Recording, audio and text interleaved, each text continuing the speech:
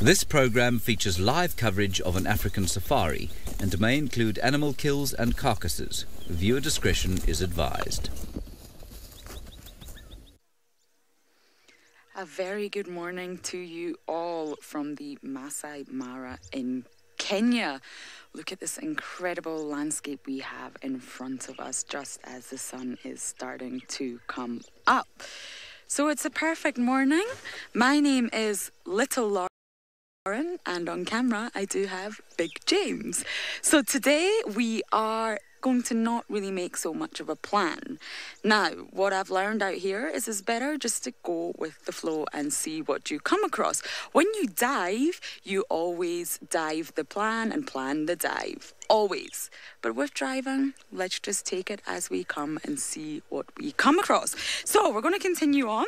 Now, please do not forget to talk to us using the hashtag SafariLive, of course, on Twitter or on the YouTube chat stream, whichever you prefer. And do tell us exactly what you would like to see along with your questions and your nice, lovely comments. So it's a rather chilly morning. Last night, we did get caught in a storm, myself and Manu, which wasn't the most pleasant of journeys, but we made it back safely, and it is still a very chilly morning. It is 17 degrees Celsius and 62 degrees Fahrenheit. But if yesterday afternoon is anything to go by, the sun came up rather quickly, and it was an extremely hot day yesterday. So I imagine today is going to be something similar. But we will not be caught in the mud today. We will not be stranded for 4 hours out in the wilderness because none of the vehicles are going to get stuck today. I can assure you of that. So we are going to head in the direction of the North Clan Den, but again, no plan. Although I did do very well with my plan yesterday. An update for anybody who missed it. We set out, we went way to the border with Tanzania, and we were looking for cheetah. Now, it was quite a big mission, one that I wasn't sure I was actually even able to complete, but we did it. We managed to find an unknown cheetah, and we are going to work on identifying him. It was a boy, but unfortunately last night we got back so late, couldn't even face having some food, and of course we had some sleep. So that is my mission for today, to find out exactly who this lone cheetah was. Whew. The faster we go in these cars, the colder it gets. And more missions like that will be coming up. Of course, we need to spend a lot more time with the cheetah.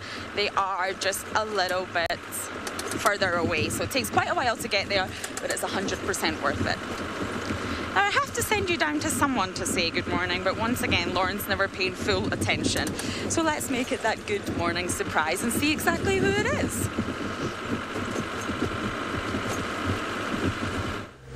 Well, Lauren, good luck in not getting stuck today. I hope that it is a muddy-free day, because I know what it's all about. My name is Taylor, and on camera with me today is Senzo, and we are driving in the Sabi sand of South Africa. That's my new thing. That's my new line now. Senzo, have you noticed? I brought it back from with Sri Lanka. I wrote lines for myself. No, I'm just joking. That's absolute nonsense. Right, we are driving into a bit of a dodgy area in terms of signal. Not like any animals might take our car. Not dodgy like that, but just as in the gremlins might get us. But it's all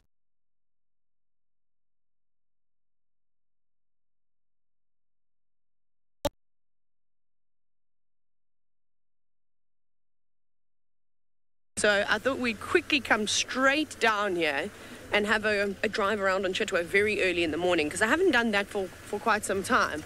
And it's got well, I say cold. I use the term cold because I'm a South African. South Africans are sissies when it comes to cold weather. Anyways, and it's about 2 degrees cooler than it normally is. I should have a jersey and a beanie on right now, but I don't because I'm tired.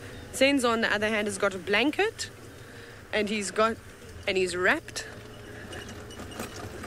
But we're going to just keep driving, and I promise you'll come back to me just now. Thank you, Lauren, for holding the show, but I'm going to send you back to her while we beat the gremlins.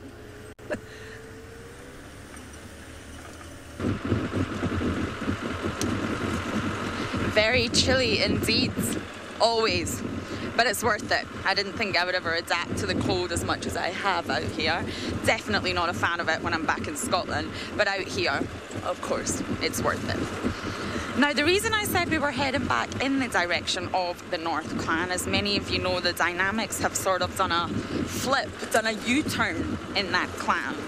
And it's really important that we start spending just a little bit of time with them, a few live drives a week, just to find out exactly what is going on. Now, the situation is very unusual, and according to the hyena researchers, it's actually never really been recorded or documented before, with the recent takeover of Soup as the matriarch. So it's important that we just sort of dig into the dynamics a little bit more.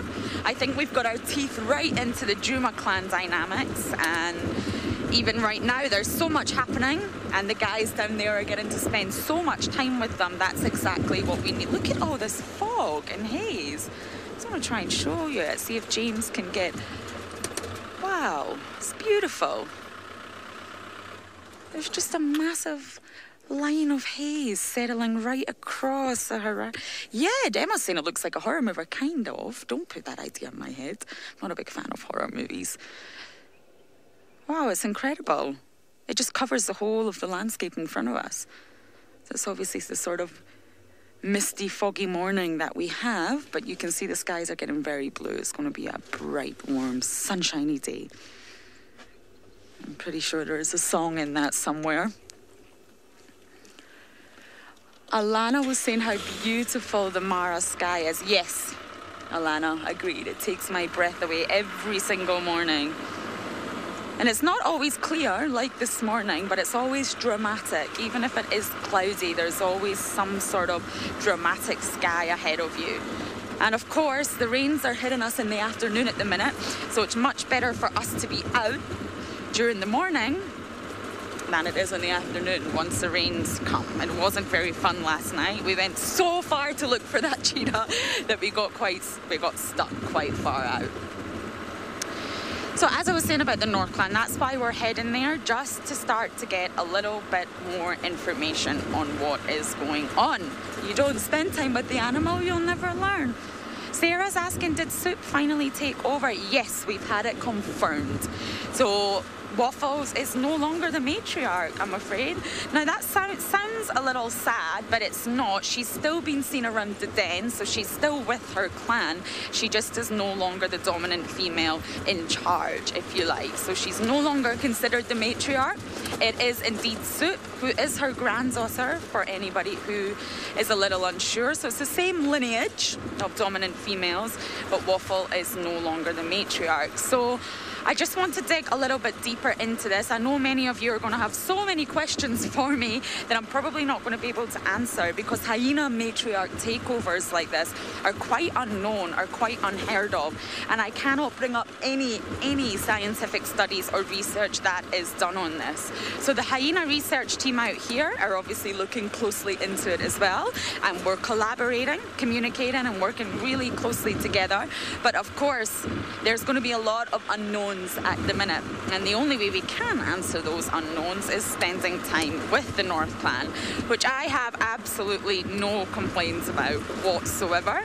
And apparently there's two little tiny black cubs, very young, that are still inside the den that haven't came out yet. So of course we want to capture that moment that these two tiny little cubs do make an appearance. Now Paula is saying she wonders if Waffles will be treated differently.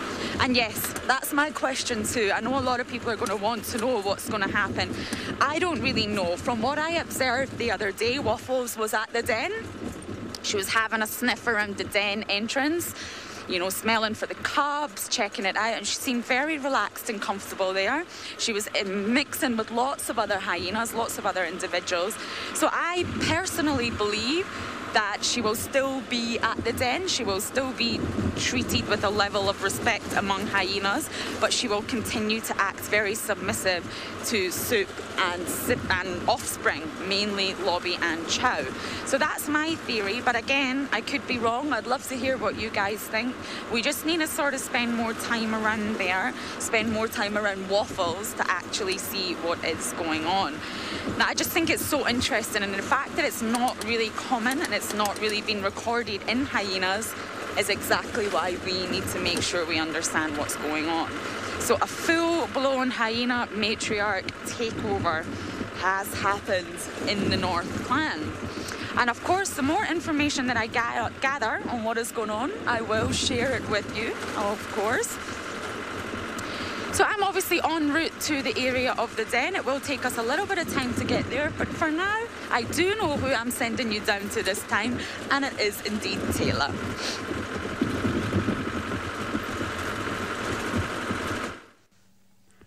Well, if you look very far in the distance, we are back at the site where Kuchava was feasting yesterday, and there is the kill in the tree. Hello. Most of it is eaten. Now we need to find the leopard. I did see leopard tracks and leopard dung on the floor, but now we need to just figure out where she's gone. So we start our search, Senzo.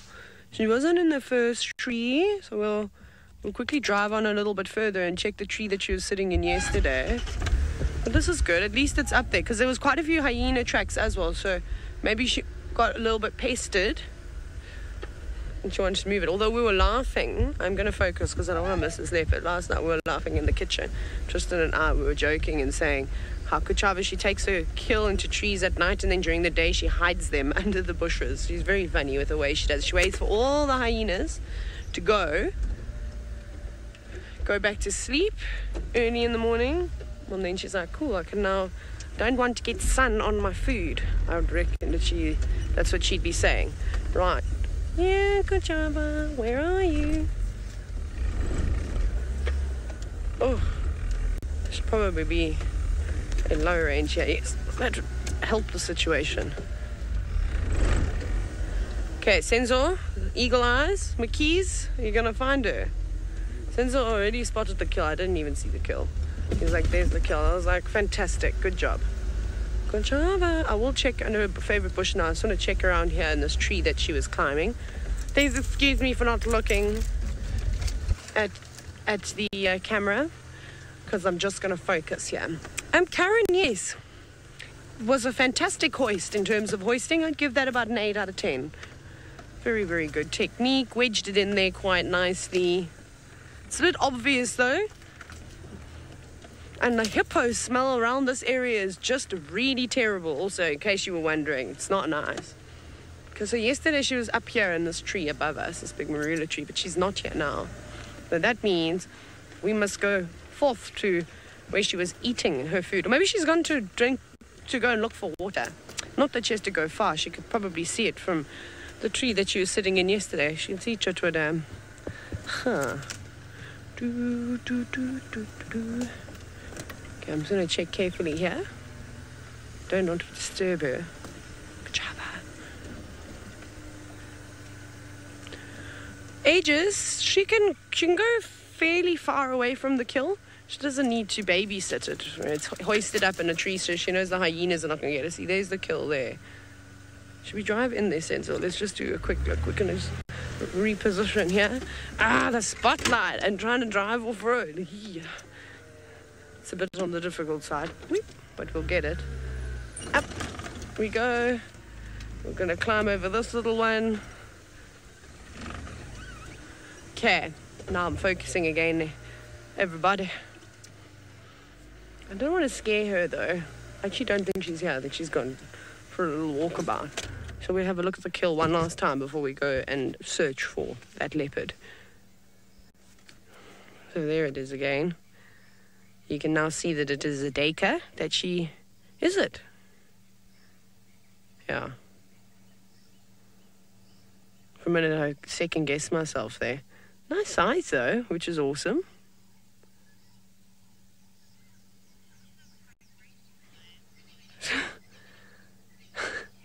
Emma, who is directing today, has just said that's quite gracefully placed. It's a little bit creepy. It does look like it's just resting. It's not going to wake up, though, that's for sure.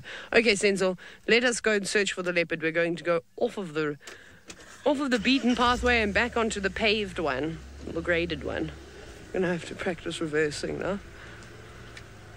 Okay, I think I'm going to go towards Chitwa Dam. We'll check Shirombe just to see, or even in this drainage line, see if there's any water, and find that leopardess. Off you go back to Lauren, who is doing probably wonderful things and hopefully not getting stuck.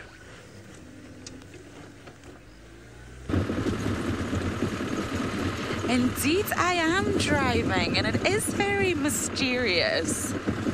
I cannot see that far in front of me. I think your field of view will be actually much better than mine. The camera can probably get a clearer picture than what I am seeing. It's so misty. I've actually never seen the Mara like this before.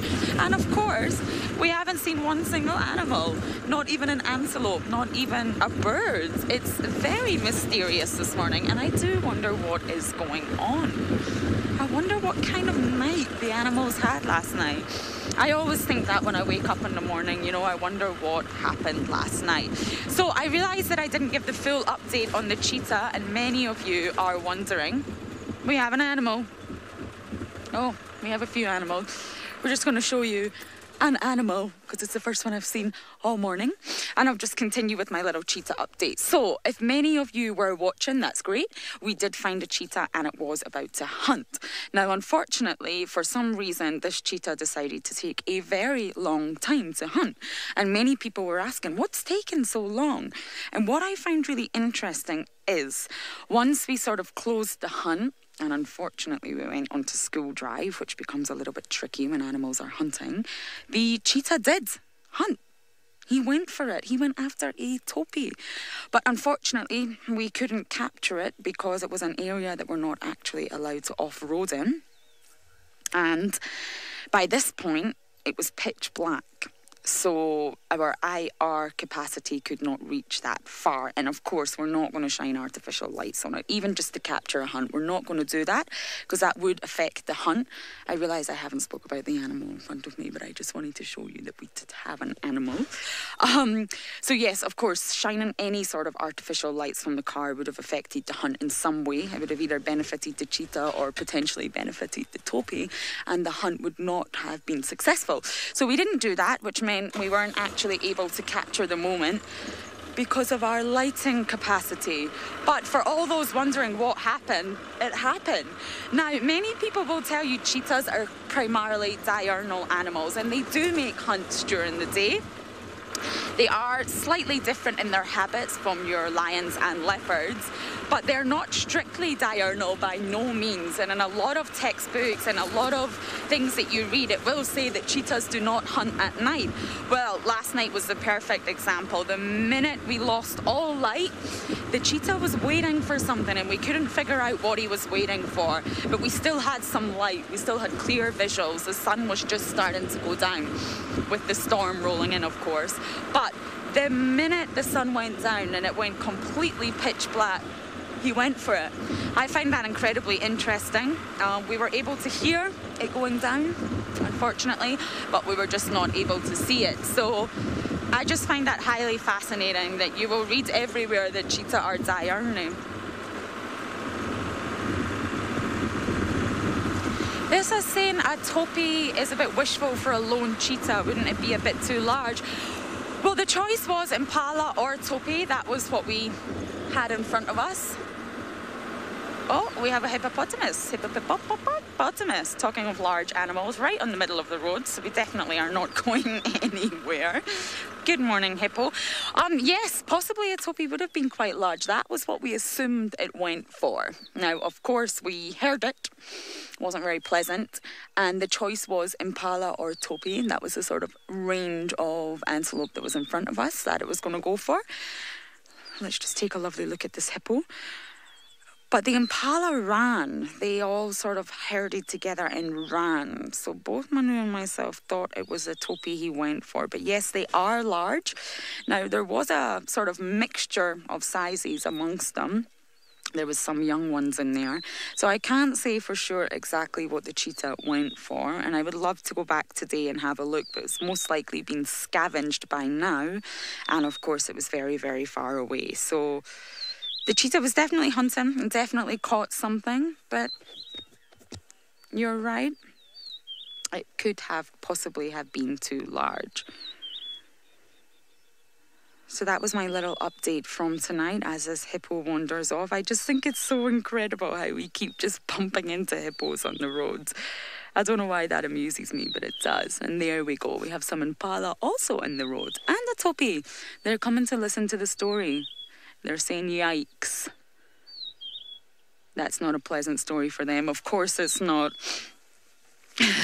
Roadblocks everywhere you go in the Mara. And I'm not sure if you were able to sort of capture it from that moment, but the size difference between the impala and the topi there is quite different. So the topi could have been too large. That was just what we assumed it went for.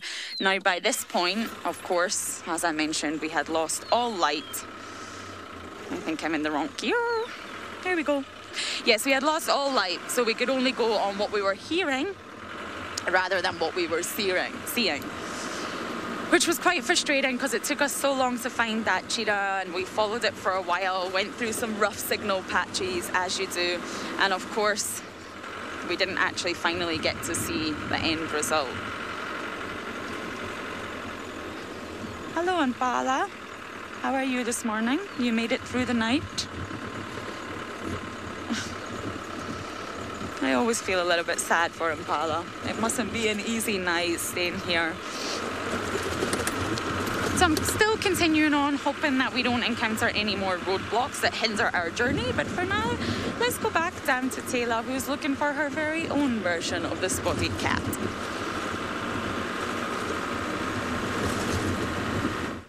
Not particularly well, I'm afraid. We haven't found anything just yet. So we're going back towards Gowrie Main now, the main road. Just driving very slowly, checking all of the marula trees. Because she must be here somewhere. I already received a phone call with intel this morning. Apparently she went back towards Gowrie Main, but I think she's come back because I'll show you in a minute some tracks and some dung that are coming back in this way. So maybe she's just resting up. Woo! Hello, that game drive radio is loud, but they can't hear me. Where did we see? There we go. So on the left-hand side. Okay, so there's leopard scat, and the tracks are coming towards us, so back into Chitwa. So she's here somewhere. Now, Amber, no, the carcass doesn't smell at all. She's done a very good job at hiding it away. I don't think she's had it for very long. I think she killed it probably yesterday at some point. So, like I was saying, it was stashed underneath a shrub the whole of yesterday pretty much, because we didn't even know it was there until she went to go and fetch it and eat it. So she puts it up in the tree at night so the hyenas can't get it, and then she takes it underneath a shrub during the day so she doesn't draw attention to herself in the form of vultures. And I think it also, having it in the sun is going to make it rot quicker, so that smell, that wonderful smell that you get from a carcass will then come on a little bit quicker too. So by hiding it away in a nice cool place, I think she's pretty clever, this girl. And there do seem to be a lot of hyena that are living within this area, so she has to be quite careful. This is my favorite part, this bump here. This is where I stalled the other day, in case you forgot. It's not a very nice bump, it's quite steep. So I'm just checking again, but I'm pretty sure she's come back in. She might just be laying around there. I don't want to get off the vehicle and walk around. That would flash her out, but I think it's also going to terrify her and we won't see her again for the rest of the morning. So we know she's here. We just need to wait for her to pop her head up again. So I'm just going to just reverse again. Actually, you know what? We're going to go in here. We're just going to have a look this side. Senzel, just quickly. I'm going to go into low range again. Yeah. I don't need, you know, it's good to be in low range when you go off-road, just in case. So we'll just check nicely this side, because I haven't checked nicely. Yeah. I'm just showing you around, Gemma. Welcome back. Welcome home. In case you forgot what the wilderness here in South Africa looked like. So Emma's been in Kenya having a great time. I'm trapped. Oh, I don't want to go over that. But there's a big stick on the right that will remove my leg if I try and drive over it. So we will go. I've got to just push through that. There's a not nice sound.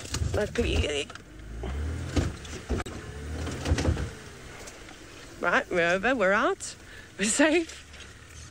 Good travel away. You've got that whole neck to eat on the carcass still. I will find you. Oh, there she is. Got her. Told you I'd find her, Senzel. No, I didn't. I'd lost all hope. I thought we were not going to see that leopard. Don't know what kind of laugh that was. Hi, Kuchava. I'm going to just stop here for now. She's in the grass. She's in the grass. Look how camouflage she is. I'm just going to point her out to you. There she is. So I need, if I can get hold of the people on the radio, this will definitely be Kuchava. Let's see if anyone will hear me. Should I try calling there? I have to call this in. Oh no, everyone's following up on lions this morning, so I will just sit here quietly then. They can talk about lions until their heart bleeds. I don't think that's the saying. Hi, girl. You're just resting up and away. So she's a prankster, this leopard. She likes to just, you know, change it up quite a bit. She doesn't really want you to know her movements. So she lives up to her name sometimes. So this entire time while we've been driving around, she's just probably was doing that. She was probably laying so flat that we couldn't even see her. I mean, that's the reality there. She doesn't look over full, though. She doesn't seem to gorge herself. Oh, yeah, they do need to have a safari bingo game.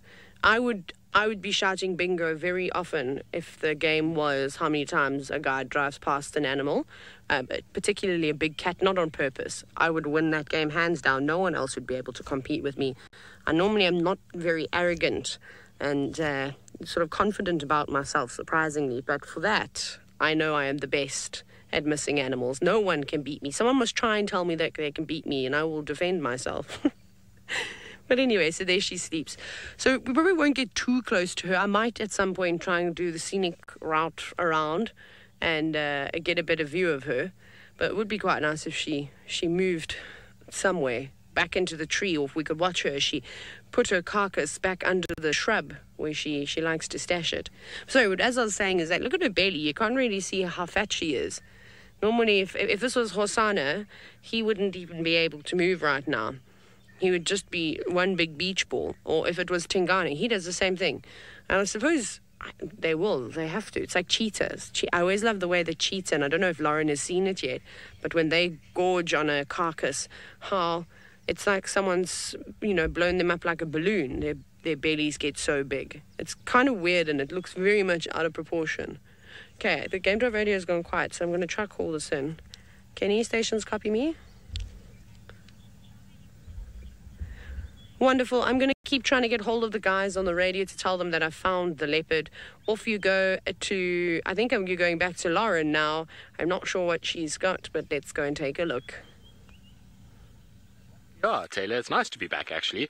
Nice to actually be back alongside Taylor. It's been a long time since I've even remember saying Taylor's name as part of a working kind of cycle. But anyway, it's good to be back. I'm busy dodging trees and all kinds of things because Jean-Andre's got us on a quest to find a chameleon that he saw last night. Now, for those of you who don't know who I am, my name is Tristan. On camera, as I've just said, is Jean-Andre this morning. And we're out on walk, which is quite nice. It's always nice to be kind of back in the bush and get out on foot. It's so much has changed since I've been away. So much rain has fallen by the looks of things. The grass has gotten incredibly long. So I'm intrigued to kind of see what's been happening and to see whether or not, all the smaller things are out and about. There should be lots of insects with so much kind of rain that's been around. And hopefully that's going to mean a good sort of morning's walk where we can go and kind of check things around. Now, Jean-Andre, is this the tree? In front, apparently. Jean-Andre, there's tracks here. Are you sure? This one here. Right. Now, do you have it? Yeah, I do. So, Jean-Andre has spotted the chameleon and I haven't, which is not good at all. Jean-Andre, where's this chameleon? How far up are we looking? Now I believe the camera is not doing very well at all, and so Jean-Andre says we're going to have to restart our camera. So Emma, I'm going to have to send you somewhere else while I find the chameleon, and then we'll... Yeah, so unfortunately it's going to be like that. So I don't know where you want me to send you, but you're going to have to go to someone else while we try and fix the camera. So in the meantime, I'm going to try and find the chameleon, we're going to fix the camera, and let's send you across to Taylor.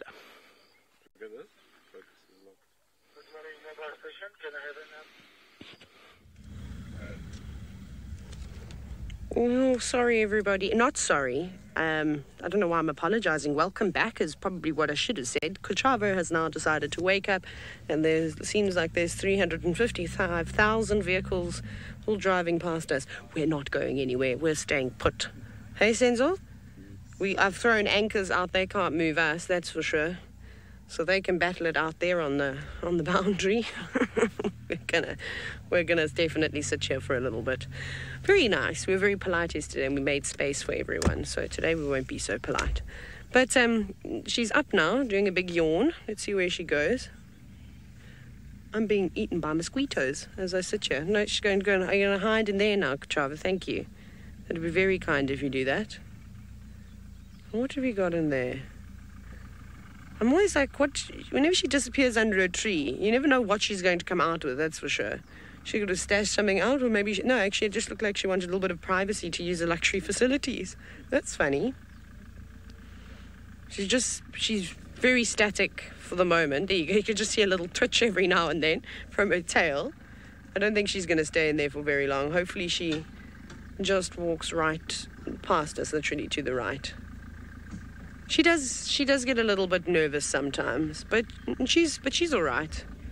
She doesn't seem to like the moving vehicles so much, but as soon as everybody's stationary, look, see, now she's come out. So that's where she uses the luxury facilities, apparently. She's going, oh, that's cool. She's going straight towards the guests, which is awesome. I love it when the cats, walks. Obviously, we love it too, because it makes for a very nice shot, but it's very nice when the guests also get an opportunity. Sorry, since I'm just doing some rearranging here with all my stuff, because I'm very disorganized. That spotlight needs to move. There she goes, coming back out again. Kachava, where are you going to go, girl? Jean-Andre thinks he found the chameleon, and I know it's the chameleon that we saw last night, which I spotted. No, I'm just joking. But he did say he wanted to go back there. So let's go and see what it looks like during the day.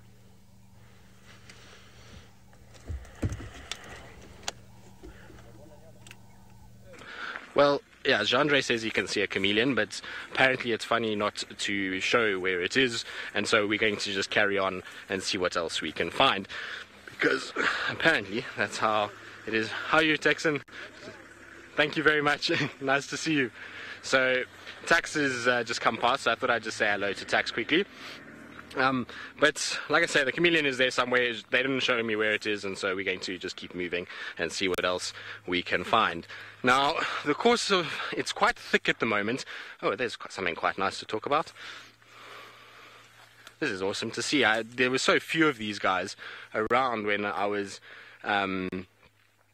last year, and so it's really cool to see that they are starting to come out again. We kind of had very few of them over the course of the last few summers, and so as you can see kind of here, it's a pity the sky is so washed out and grey this morning, but it is a golden orb web spider that we've got sitting on its web at the moment. And so basically these guys have built these incredible webs that come along. Now normally you can see the little golden strands if the light is a little bit better than what it is now. Now it's so cloudy and overcast you can't really get a sense of color. Even on the spider itself, it's kind of washed out and super sort of, I don't know what the word would be, but it's sort of muted. But if you come here, John, I don't know if you might be able to see this. There is one strand that's up against the green area that is taking on a little bit of that golden color. It's tricky to see if this sort of light was out and a little bit better. This strand here would be almost glowing a sort of gold color, which is where obviously they get their name from. And you can see, unfortunately, I've touched the bush, and so it's responding to the vibrations that I'm sending through its web.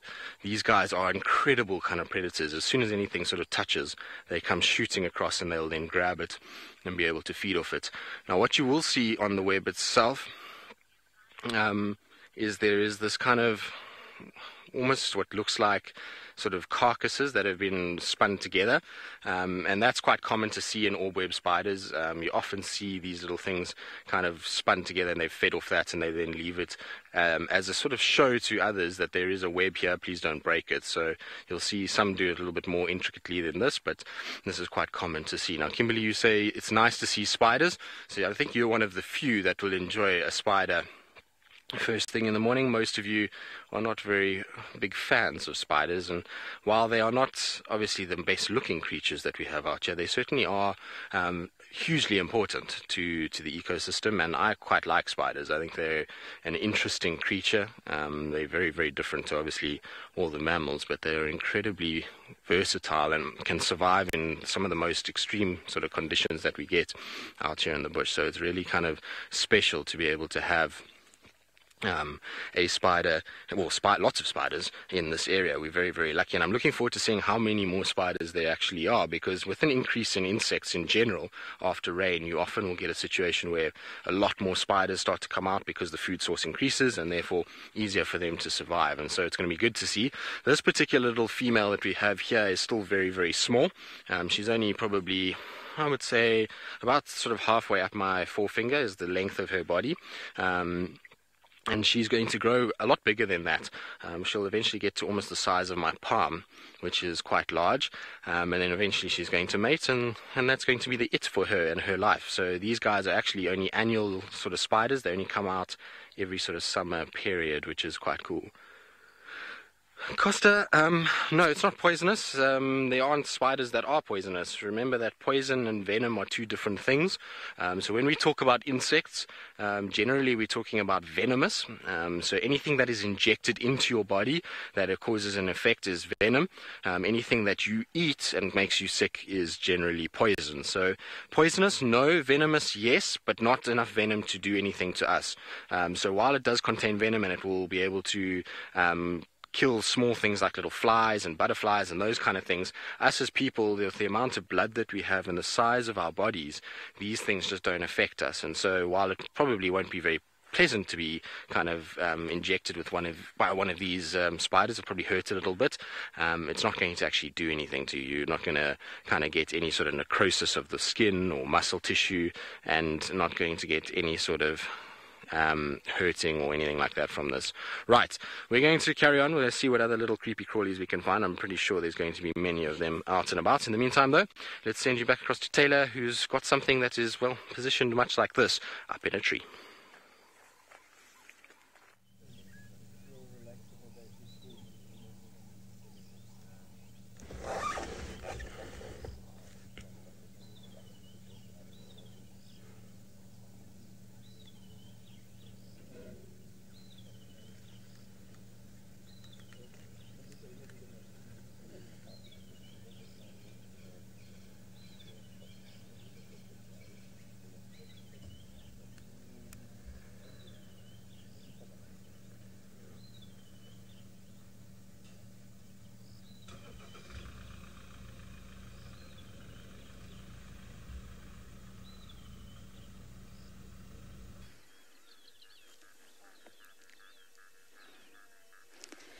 Look at this glorious sunrise we have right next to us. It's quite blinding, actually, and it's very eerie. The mist is still here. It's not really lifted at all, which is making it not the easiest to drive around in.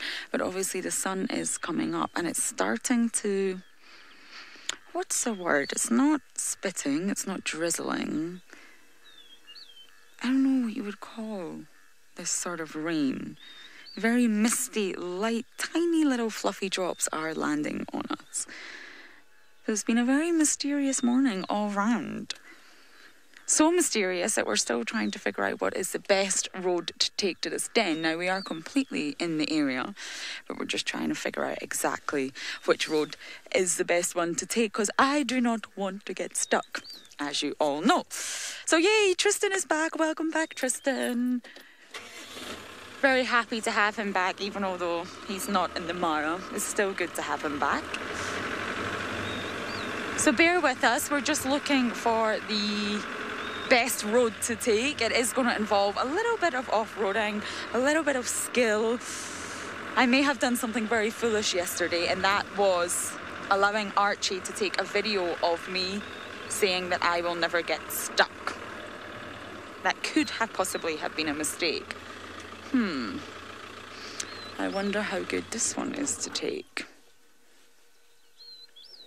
Possibly not. We're just going to drive ahead and see if we can see a better route. And the North Clan is somewhere on our right side, but due to the heavy rains last night, it's going to be quite a difficult route in, which is why I'm just making sure the right... Everyone would love to see that video. Well, it's in Archie's hands. He's got it under lock and key, and I just know he's going to use it against me. I regretted it the moment I did it, but you know what? If I don't get stuck, then it's going to be the most perfect video ever. Archie loves to collect his videos and use them against people. Alrighty. Well, Emma's just saying at least you and Pat both got stuck. Excuse me, Emma, I did not get stuck. I was the passenger. Manu got stuck. I was just the photographer and the videographer and the person who laughed at the whole situation because it was highly amusing. I did not get stuck. FYI.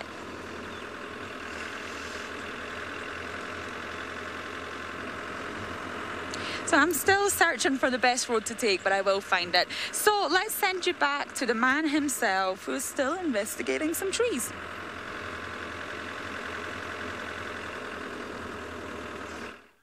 Well, yes, we are looking in the trees. We're trying to find the chameleon that Jean-Ray saw, and actually we have found it, but it's incredible how they camouflage, although this particular one is actually sitting quite out in the open at the moment. So from where I'm sitting, if you just come up a little bit to the branch above my hat, and you will see that there is a chameleon sitting in the tree over there. Now, apparently, Jean-Ray says to me that last night, him and Taylor came past here, or Taylor and Jean-Ray, and they saw this particular chameleon sitting in the exact same spot. So it has not moved at all during the course of the night, and I suppose why would you? It's a perfect little spot for a chameleon. It's got foliage all around it, that it's allowing it to camouflage really, really nicely, but it's got a little open patch just off to the sort of front of it. So if I put my hand over here, this little area is where all kinds of flying insects can kind of fly past and are able to then kind of come through in the striking zone of this particular chameleon. Now, I believe, according to Emma, that Jerry is dying.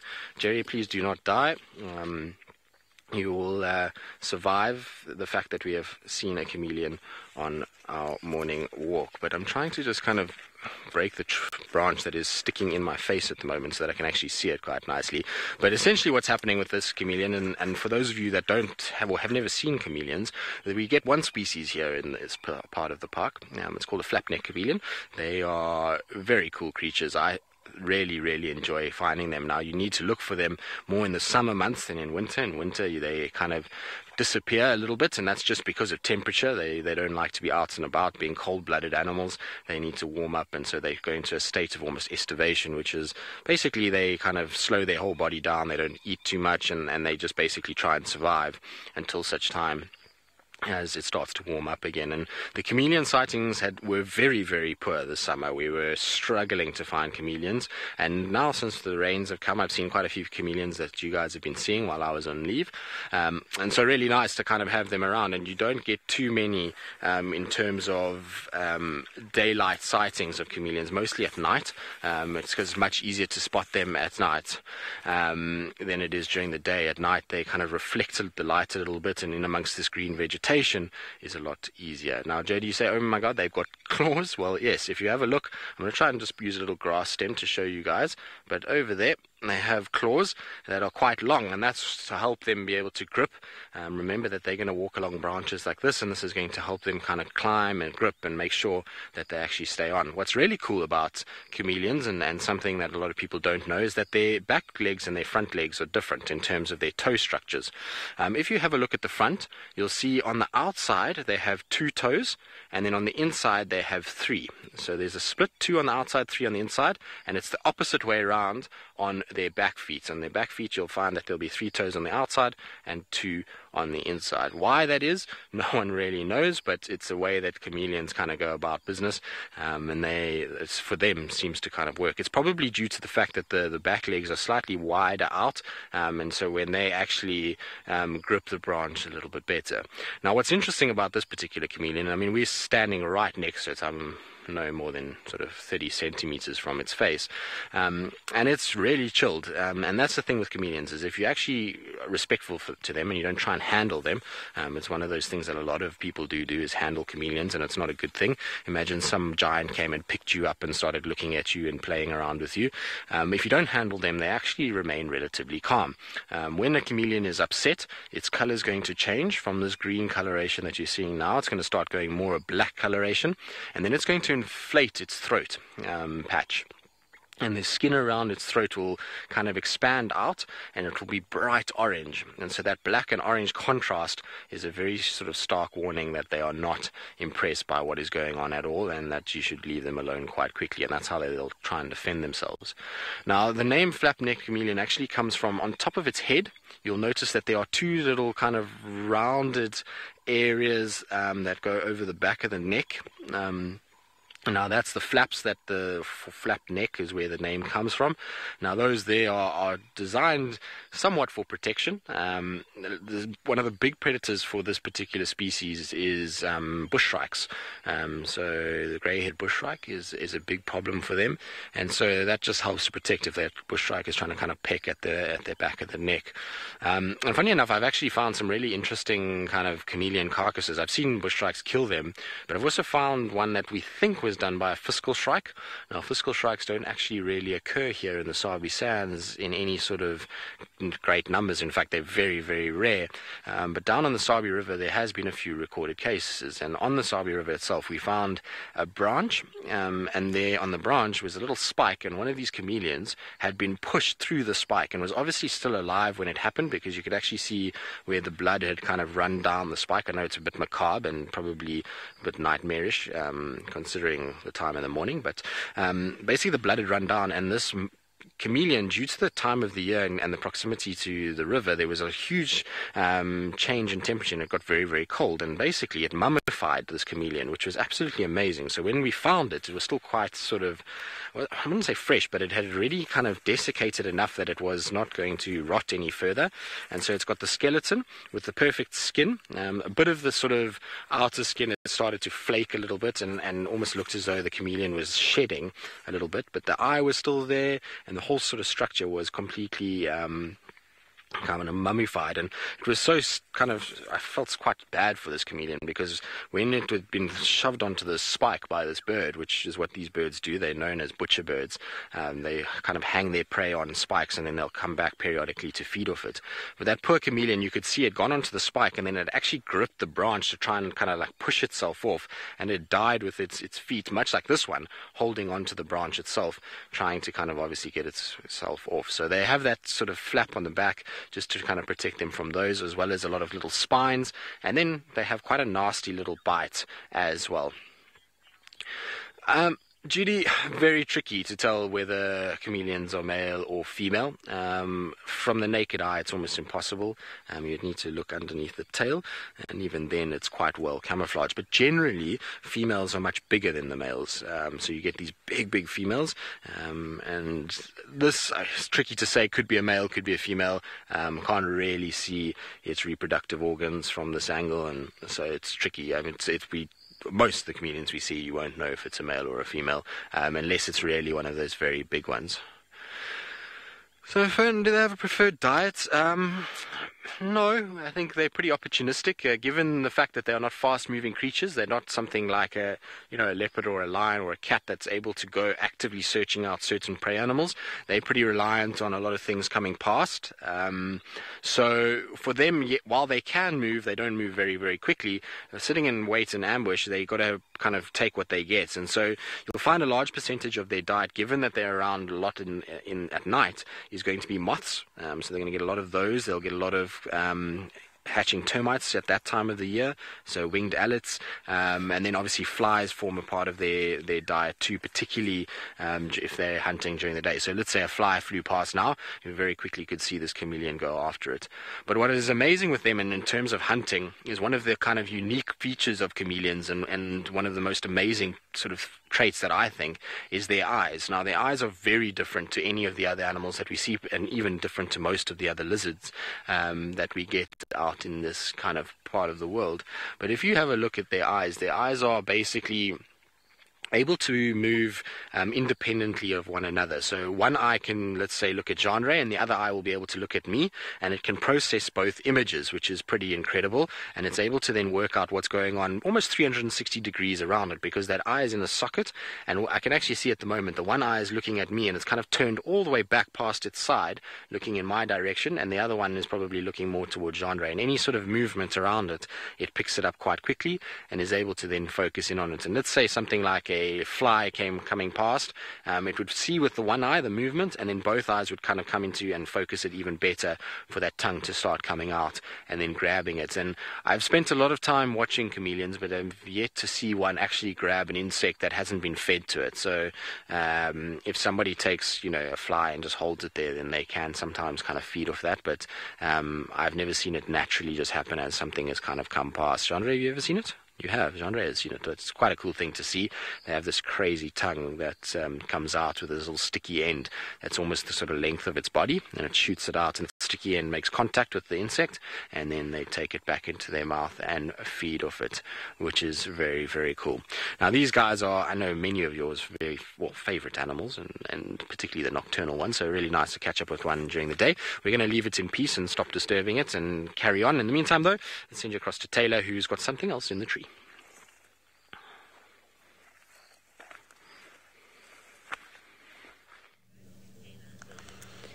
So we haven't moved, and neither has Kuchava. So she climbed all the way up into the tree, and now she's fast asleep.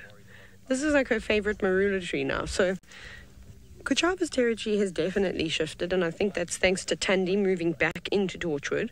And I reckon that Tandy's probably living on the Mulwanini sort of drainage system where Kuchava used to spend a fair amount of her time.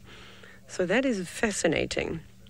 And it's kind of good for us because it means that we'll hopefully be able to see her a little bit more because she's in fairly good signal area. And she's been in this particular spot for just over a week now. So she's quite comfortable. It's very cool. She loves this tree. This is the tree that's right up on Gari Main.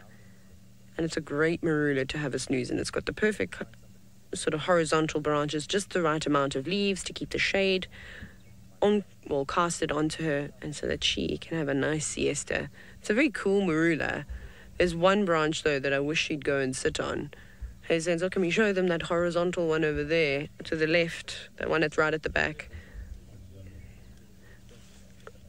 Yes, I wish she would sit there at sunset. That'd be nice. Beatrice, yes, it's something we've been discussing since we saw her a couple of days ago. It is suspected that she has lost her cub. Otherwise, we would have most certainly seen it on one of the occasions that we've been here.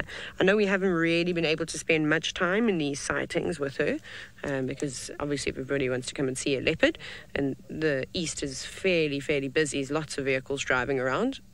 But yes, she's lost her cub. I'm pretty confident in saying that.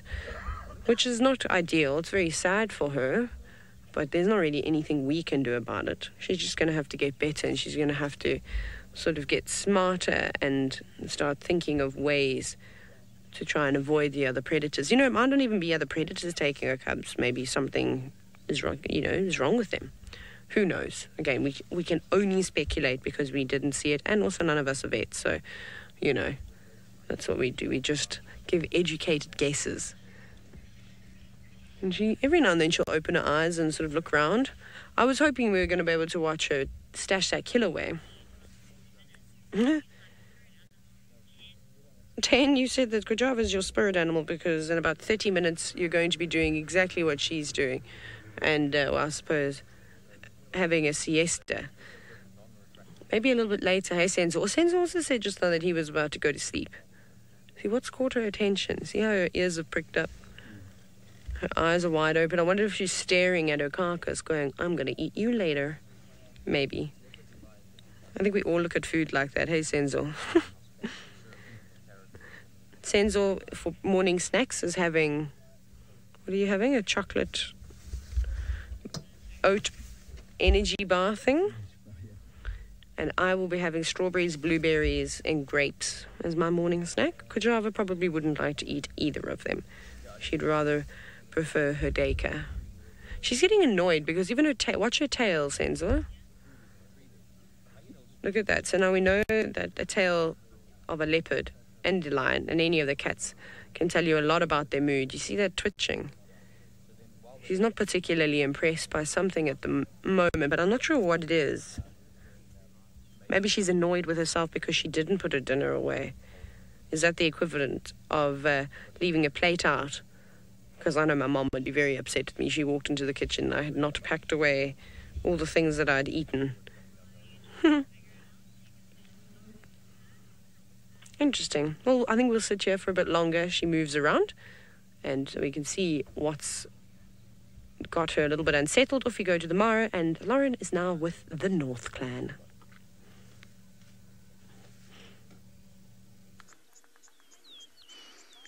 We made it. It wasn't too tricky after all. We actually made it. We found the right path, and here we are with the North Clan. Now, we're just trying to get to grips with everybody who is here. Of course, can't see Waffles. She's not here. She's very easily identifiable with that collar. So it's just trying to figure out who is here and who are the cubs. Now, we do... Oh, there's two right under the car. I don't think James is going to... Hello, hi. What are you doing under my car? Sorry, I just looked down and there's like a little head outside of my tire. No, it's adorable. This is the perfect time for the cubs to be out and about. And there is a sort of list. We have a list of all the mothers and the cubs at the den right now. So this is sort of, we're going to focus on who are the mothers and who are the cubs. This is a perfect time to start to get to learn them all. And normally in the morning, the hyenas do call out the cubs and suckling does begin. So as for this takeover, as I mentioned, they are so incredibly rare and not really documented at all, really. There's really not that much information on takeovers. So it's happened twice in this clan. So the North Clan has had 2 takeovers, including this one that is happening right now. And that's really pretty extraordinary. So that is honestly why we're here. And it's also possible that Soup has, of course, Lobby and Chow. And with them recently graduating from cubs to adults, it could be possible that Soup felt really sort of emboldened and stronger and, you know, ready to sort of take on Waffles and become the matriarch. It's also possible that Waffles was starting to feel possibly weak, or maybe she's just not maintaining her strength or her standards anymore. Paul's asking something about the matriarch. I'll just get Emma to repeat that. So yes, it's possible that Waffles was just showing signs of weakness, or maybe she's not keeping very well and Soup just saw this as her ideal opportunity to take over. Of course, she will have been passed down the good genes from the matriarch lineage.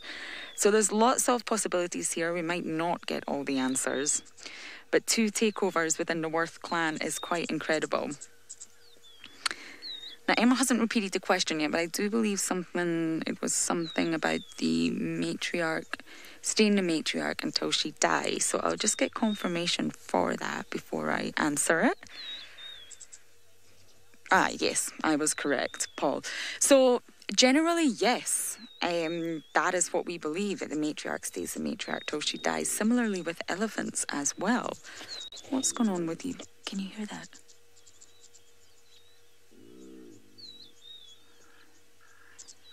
Okay, one of the mothers is ready to suckle, and the other mother is licking her nipples, I believe. Oh, here we got the little cub. Oh my goodness, it's very young. Adorable. Now, the blackest cubs are the two unknown ones, a very, very young one, and it's not actually confirmed who the mother is. The next two cubs after that are Rama's two. The sex are not known, and it's Ding Dong and Honey Buns. Please do not ask me where these names originate from because I cannot tell you. So let's just get a closer look at. I think these are the two unknown ones that we haven't seen yet. Hello, little cub. Welcome to the world. Now, if this little cub is suckling, because I'm not sure what this adult is doing, then that is, of course, mother. And we'll need to get a positive identification on mother. And those two slightly larger ones, still dark with the spots, that's Ding Dong and Honey Buns. We will call them Honey and Ding, as it's much easier. Oh, this is such an adorable moment. Yeah, let's share it with everybody. So who is mother to these two little new ones?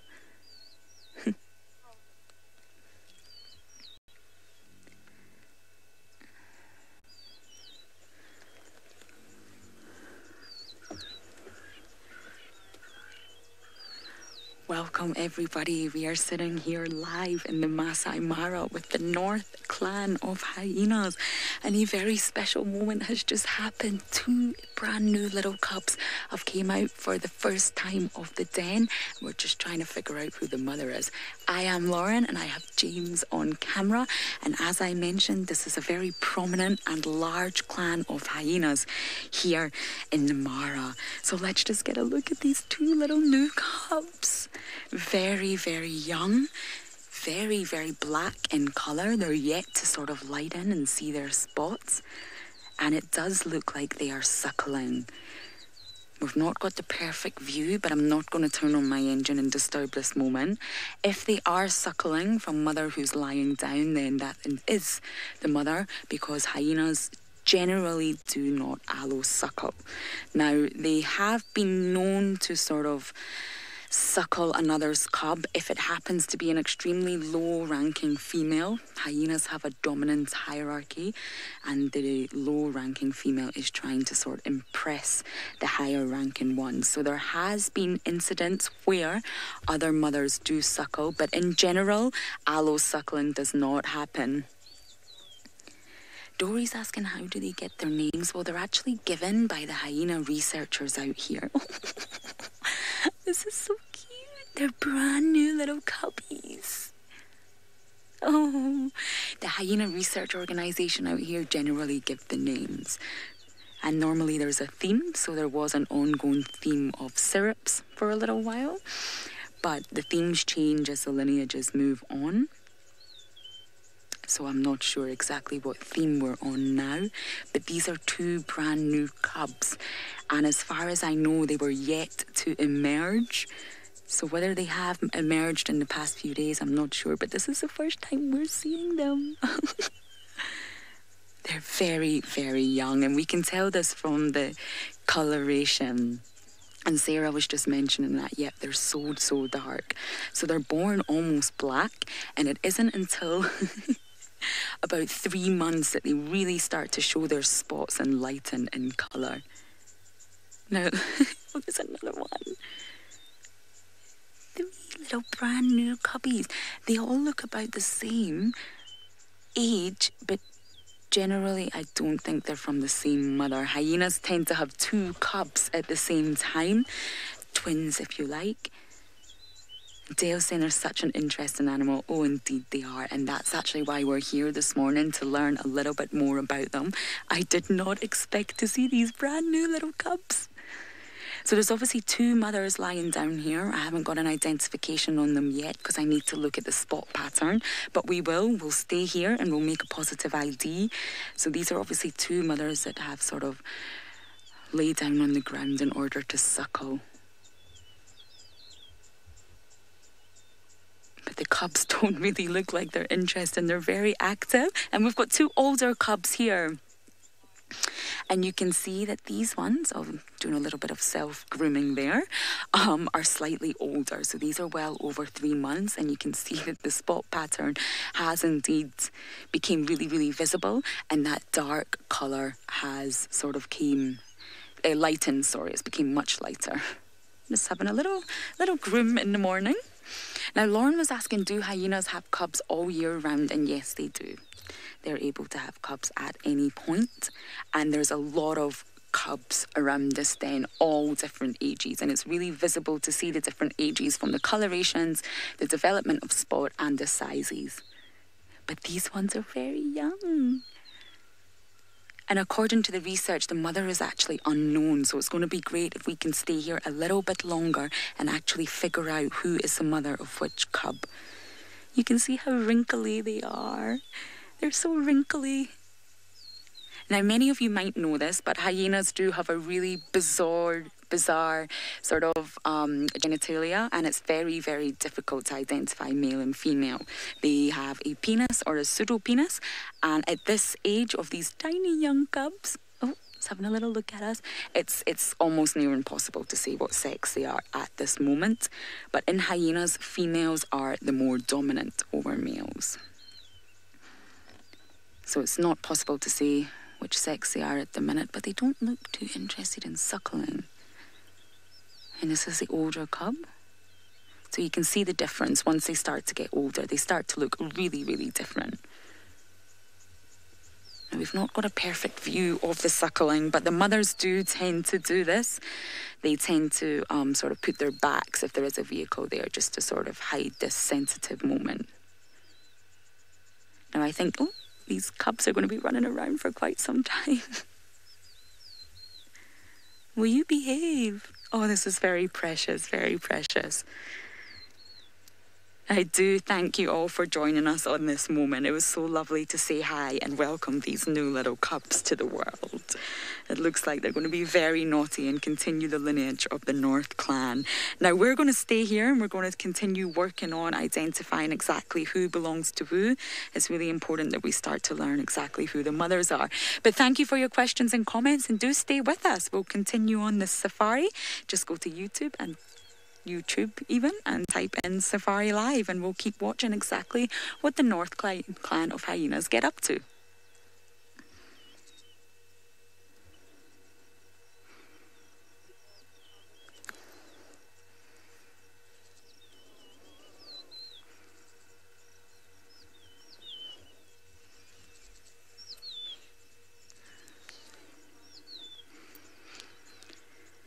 So everyone who is still with us, isn't this fantastic? Isn't this a great moment to see the new ones emerge from the den? Now, we knew they were in there. We knew there was some very, very young ones that hadn't been seen yet, and it looks like they're just getting to that age where they're ready to sort of emerge from the den and bound around. So of course we're going to stay here for a little while and try and work out some dynamics. But for now, let's send you back to Tristan, who's looking for the small things.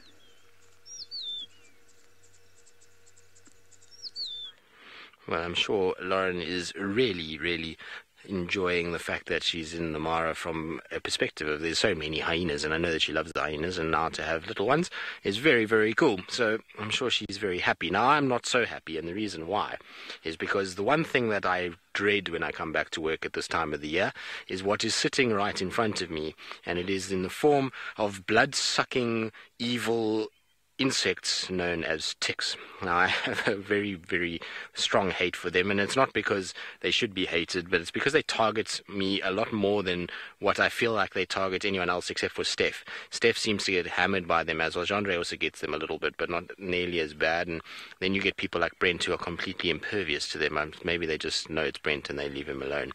But what's nice about this sighting is, while I hate these guys, they're super interesting creatures, and This particular one is very, very cool because you can get a nice sized comparison between male and female here. So female will be this individual on the right, and the male is the individual on the left over here. Now, generally, the male is going to grow a little bit more. I think it's just a case of it's a smallish male that's on the edge of the sawtooth lovegrass. And basically, these guys, I would have imagined that this female probably has bred or is about to breed.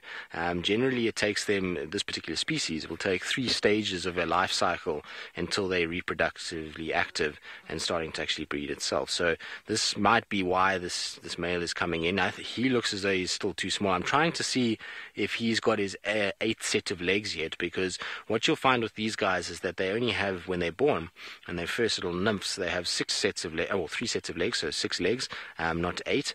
And then as they sort of go through their life cycles and they kind of molt, they end up getting the 4th set. She's definitely got them, but he doesn't look like he's got his 4th set yet. It's difficult to see because I'm on the back side of this kind of sawtooth lovegrass. I can only see kind of an antenna and 1 or 2 legs that are wrapping around. But what you'll find is that they'll a lot of them don't actually breed on this kind of plant. A lot of them will actually breed on the host itself. So the mating takes place, and sometimes, depending on the species, the eggs will be laid on the host as well, and they'll have to kind of then hatch on there, and then they kind of feed and go. And that's normally the one stage life cycle ticks.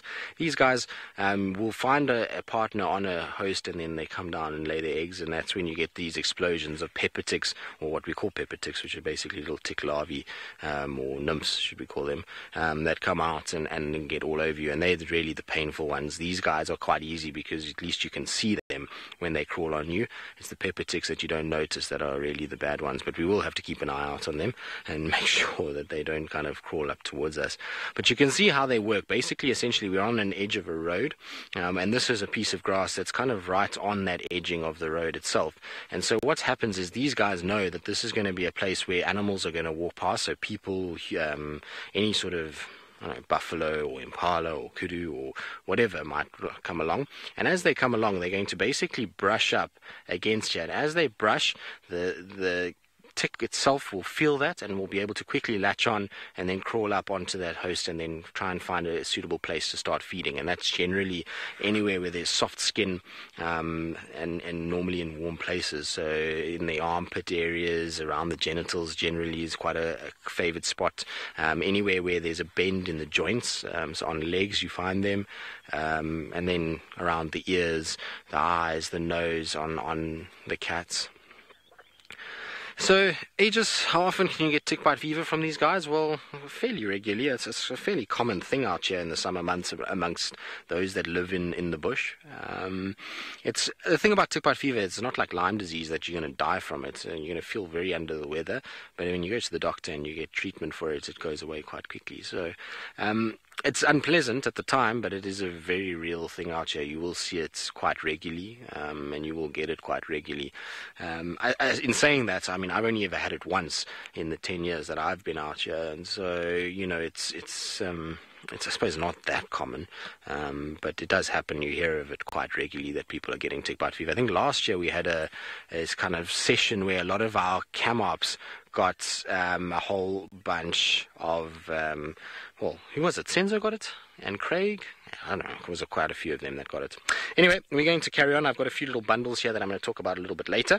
In the meantime, though, we're going to send you back across to Taylor, who's continuing to drive around, and I wonder what she's in the search for now.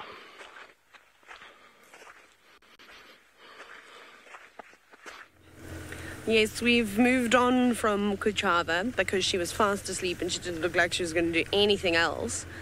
So we're now back on Djuma and we are looking for young Tlalamba, who is MIA. I don't know where she's gone. Sorry, chapstick's very important. Also, I don't want to break it. Go back. Let me do this. I shouldn't multitask. I shouldn't be allowed to multitask. But anyways, so we're looking for her. We haven't seen any tracks though. I still haven't quite worked out Tlalamba's favorite spots. I mean, the last time I saw her, she just basically walked the same route that she did in the evening. Sort of from the morning to the evening, she was just bouncing up and down on literally the same pathway between Leadwood Road and the Mulwati and Twin Dam. So we're on Leadwood Road now, we're just checking. But so far, no luck. But we're going really slowly, so Hopefully she'll just pop her head up for us if she's walking through the grass so that we can see her. I mean, that's going to be really, really nice. And then, obviously, yesterday we had Tandy's tracks going into Torchwood. Whether she's come back or not, I'm not sure. We'll also go and check Cheetah Cutline at some point. Maybe after this, just to see if she's popped back. It would be nice to see either one of them. And then, yeah, that's sort of, I don't know, we didn't really have any other plans, eh, Senzo? Did you want to do anything in particular this morning? Not really. Oh, it's a perfect time to show you what I brought for breakfast. Look, everybody. Let me uncover all my things here. Spotlight. Move. Look. Look what I've got today. Doesn't that look nice? Is that Emma talking to me? No, it's the Game Drive Radio. Look at that. Yes, you're quite right. Emma is Instagrammable. Got grapes, blueberries, and some strawbs. Hopefully they're seedless grapes. Shall we test one out? I'll let you know. Oh my gosh, I got it in my mouth! Yum! Not yum. I'm so impressed that I got that in my mouth. I didn't think I was going to do that. I'm so talented sometimes. I'm talented at the most ridiculous things. Not talented at life. Seem to suck at that, but... oh, I lost a blueberry. Does the 10-second rule count? I've eaten it anyways. I've put a lot worse things in my mouth than a berry that's fallen on the floor. So yeah. I don't know why I can do random things. It's cool. I like those secret talents, though. I did not think that I was going to get them in my mouth. I'm so proud of myself. Senzo, were you also impressed? Thank you. I'm going to see what else I can do. Now, something you may have noticed on Tristan, or may not have noticed, it depends, I can't remember if he's wearing short sleeves or not, is he's got a really big scrape on his arm and he was attacked by a sloth bear while he was in India. You should ask him about it.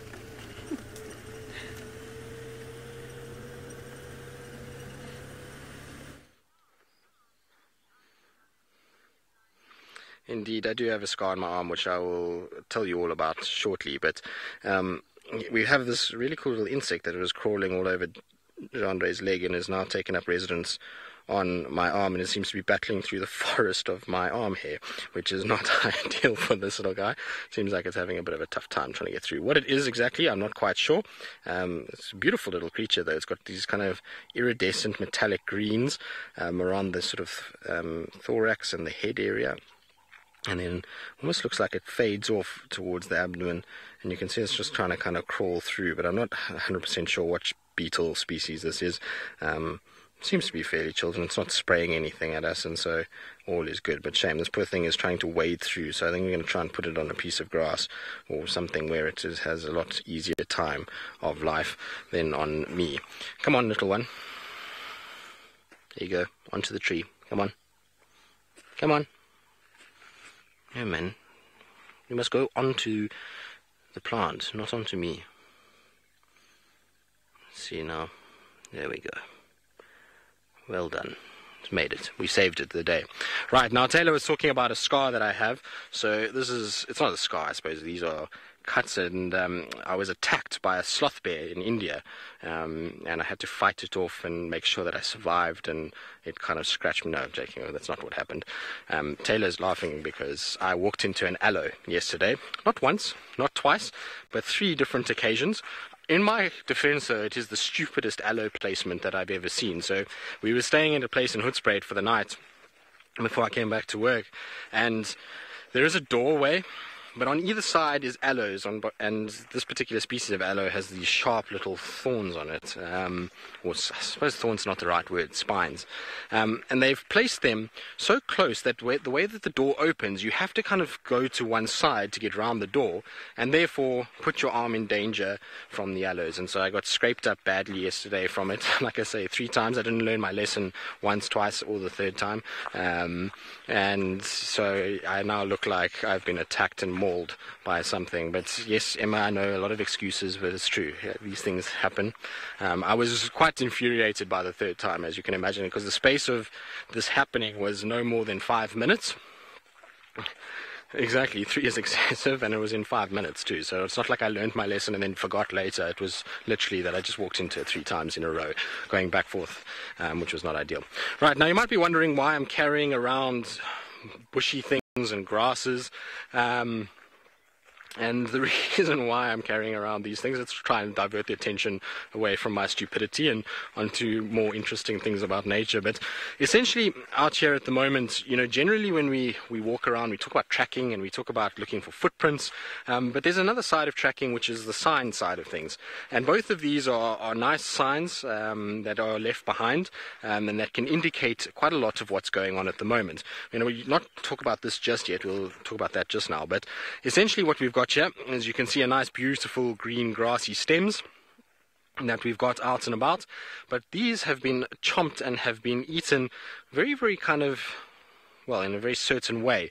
You can actually see where they've been kind of eaten at the end there. And the reason why these have been eaten like this is because at this time of the year, the grasses, even though they've got bright green, quite moisture-filled sort of stalky areas, the real nutrition in a grass at the moment is all on the top of it. So if you have a look, I'm just going to pick a grass next to me.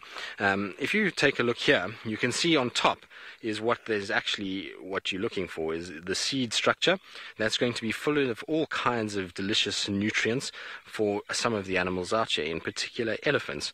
And so at this time of the year, the grasses, when they get fed on by the elephants, essentially get taken and put in the mouth, and the elephant will just basically break that off, and they eat this part, so this will go in and be eaten.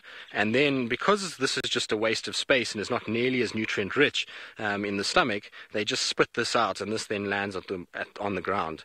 In winter, what we're going to see is a completely different side of this. What you'll see is the top part will remain whole, but this section that comes down towards the root structures is going to be chomped away and is going to be eaten in the winter time. So you can see grass, obviously the coloration is going to help you, but it can tell you whether it's summer or winter just by the way the elephants have fed off it. And so it's quite an interesting kind of thing to see how their diet changes as the year goes through.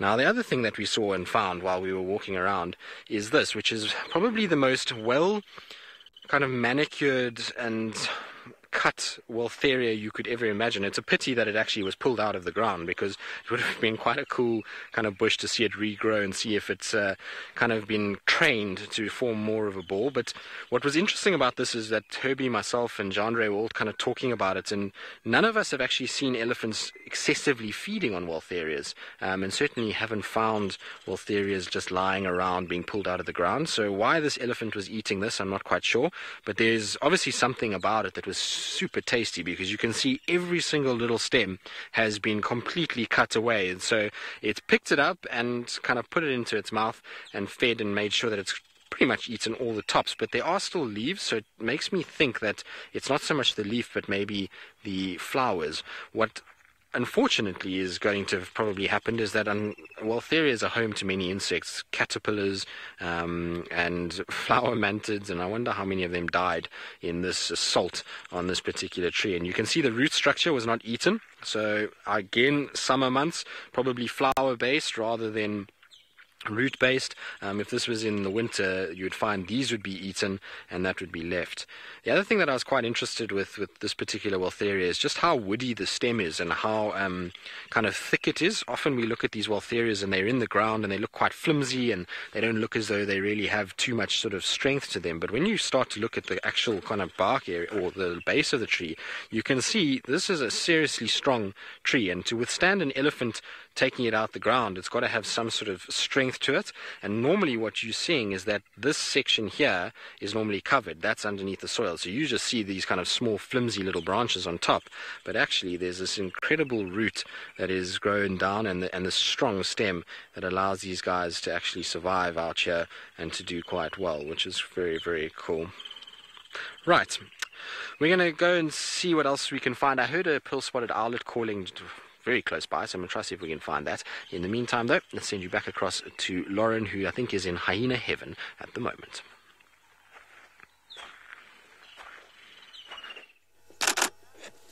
Cuteness indeed, unbelievable cuteness we have here. Now, we've managed to figure out some dynamics in the time that you've been away from us. There is actually 4 brand new little cubs. So ultimately, I believe these 2 adult hyenas are the mothers.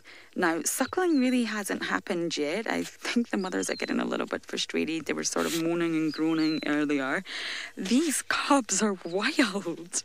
They've been running around in circles, getting a little bit closer to the car. Not so close, but they're definitely checking us out and saying, what are these things with blonde hair and strange accents? And the mothers just look like they need a good rest. They're just not settling down. They're just not suckling at all. So I believe that these are the two mothers, but we can't confirm this until we see suckling, of course. And there does appear to be 4 different cubs. So 4 brand new, really dark and really brown cubs, which is so exciting. I had heard they were in there, but this is literally the first time that we've seen them, so I'm so excited about it. And they've just got boundless of energy. Now you can see a great size comparison here between that slightly older one and that brand new younger one. So you're getting a great idea of the difference in the Our Latimer is saying they're little scrunderas. Yes, they are. Little scoundrels. Little rascals. Or toe rags, as we would say in Scotland. Little toe rags. Doesn't the mother just look adorable? Very tired indeed. They tried really hard to get the cubs to suckle and they just wouldn't. They just want to play and explore the den. How exciting. Imagine being that age and it's time to explore and find out what's going on. Oh, interesting. We have an older one trying to get a little suckle, but the mother told her to go away. This is just adorable. Now, these are the only 2 adults at the den at the minute. There was a few other adults we saw on our way in here, but they have disappeared. So ultimately, these are definitely the 2 mothers. And as soon as I make a positive idea on who is who, I will let you know. Come on, little ones. You must be hungry now. Oh, these ones have been under the car the whole time. The older ones are so fascinated by our vehicle. It must contain a lot of really unusual smells. So Taryn's saying, does she reckon they're about 2 weeks old? I'm honestly not sure if at this point I could actually put an age on them, but you probably could be about right, because they have been known by the researchers that they're in there. They just haven't appeared yet. And this is obviously the first time we're seeing them. And you can see that. You can visibly see just by looking at them just how new they are. New but naughty. I just love how young animals have boundless amounts of energy. And if that second older hyena is the mother, she's just given up. She just wants to rest. She must have had quite an active night. Hello, the older ones are at the car again. What is so fascinating about our vehicle to you? And Nancy's saying the Mara hyenas always look cleaner than the ones in Juma. I've not been able to put my finger on exactly what it is, but possibly cleaner is the right word. Maybe you've hit the nail on the head there, Nancy. I don't know if it's just that they look healthier. I don't know. The ones in Juma, you know, I'm very fond of and I'm very attached to, and I love them all. But there is a difference in the appearance, and cleaner could be a good word used to describe them. I think if they look a little bit healthier, the ones in Juma do look like they need a good bath. No offence to the Juma clan. So Nancy, I think you've probably hit the nail on the head there. Now, for these little cubs, obviously, are these 2 going to suckle? No, I think these 2 belong to this mother. I'm just talking it through as I'm thinking it. This one, it looks like as if it keeps trying to suckle. So I think 2 belong to one mother and 2 belong to the other. Now, generally, hyenas have 2 young. They have been known to have 3. But I don't believe all these cubs belong to the one mother. Now, the gestation period is, of course, 16 weeks, so around 4 months. It's really not that long. and then the mother does go through what can be quite a traumatic birth. Both cubs and the mother can die during this process. So what we're seeing in front of us is nothing short of little miracles.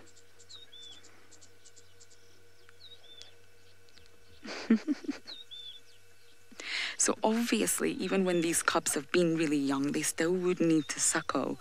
But it's very sort of only when the mothers will let them come out like this. And they are starting to venture closer and closer to the car and much further away from the den. So mothers obviously feel like they're a little bit old enough for that now, and they're ready to start venturing out.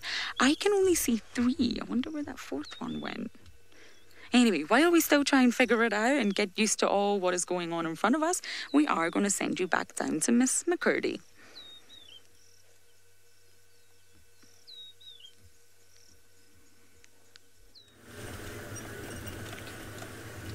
Hi everybody, welcome back. We're still driving. I've eaten a strawberry since you last saw me. It was a bit sour. Not the best strawberry I've ever had either. Anyway, so we're on Quarry Pan Road now, and I'm just looking for any sign of life. Haven't found them yet. Haven't found any animals this side. So I don't know where Tlalamba or where Tandy. I also feel like I've got a hairy caterpillar in my shirt, which is so wonderful. That's like my favorite feeling ever. But so no tracks, no nothing. So, and that obviously makes it a little bit more difficult for us to try and find animals, as in we don't have anything to go on. And the birds have also not been fantastic this morning, because I thought, oh, maybe we'll just do a bit of birding, see what we find. And we had a little bird party a moment ago, but they weren't going to sit still for very long. It was a grey-headed bushwrack and 2 drongos and a black-headed oriole. It's very nice. Oi, I keep forgetting how terrible this road is. So that was cool. It was nice, but they didn't sit still for long enough. But we'll see if we can find some more birds. I think I do maybe have a hairy caterpillar in my shirt, but we'll get to that a little bit later. The damage is done. Jody, there is a name that I've not heard for a very long time. You've asked about Sindile. I don't even know when I last mentioned that name, other than talking about that one time he caught a dog. And no, I don't know where he is. I don't think anyone has seen him for a very long time. But male leopards can disperse and travel serious distances. So he could be anywhere. He could also not be with us anymore, unfortunately. I think the fact that not one person has seen him, or there's been a sighting of him, I don't know, maybe suggests that he's no longer around. Maybe I've just missed the news, but I think I would have seen something like that. I think everybody would have been super excited. So I stuttered there for a second. What are we going to look at? I can hear the birds, but no one is posing nicely. Let me just look for one quickly. There's a whole lot here. The magpie shrike, but it's hiding away. You can hear testiculars and pruniers and all sorts of things. No one is sitting out in the open though. Every single bird is hiding away in the trees. Okay, we'll keep going. And keep looking for a bird to show you. Or something, even a bug. We can do bug safaris from the vehicle too. I want to go see how those caterpillars again. That's what I'm going to go and do. I'm going to go and look for those big juicy caterpillars we saw on Bushwalk the other day and see how they're doing. Or if we go to Lauren, who of course has not left the den, she's enjoying those beautiful little cubs. So we have 2 little cubbies suckling.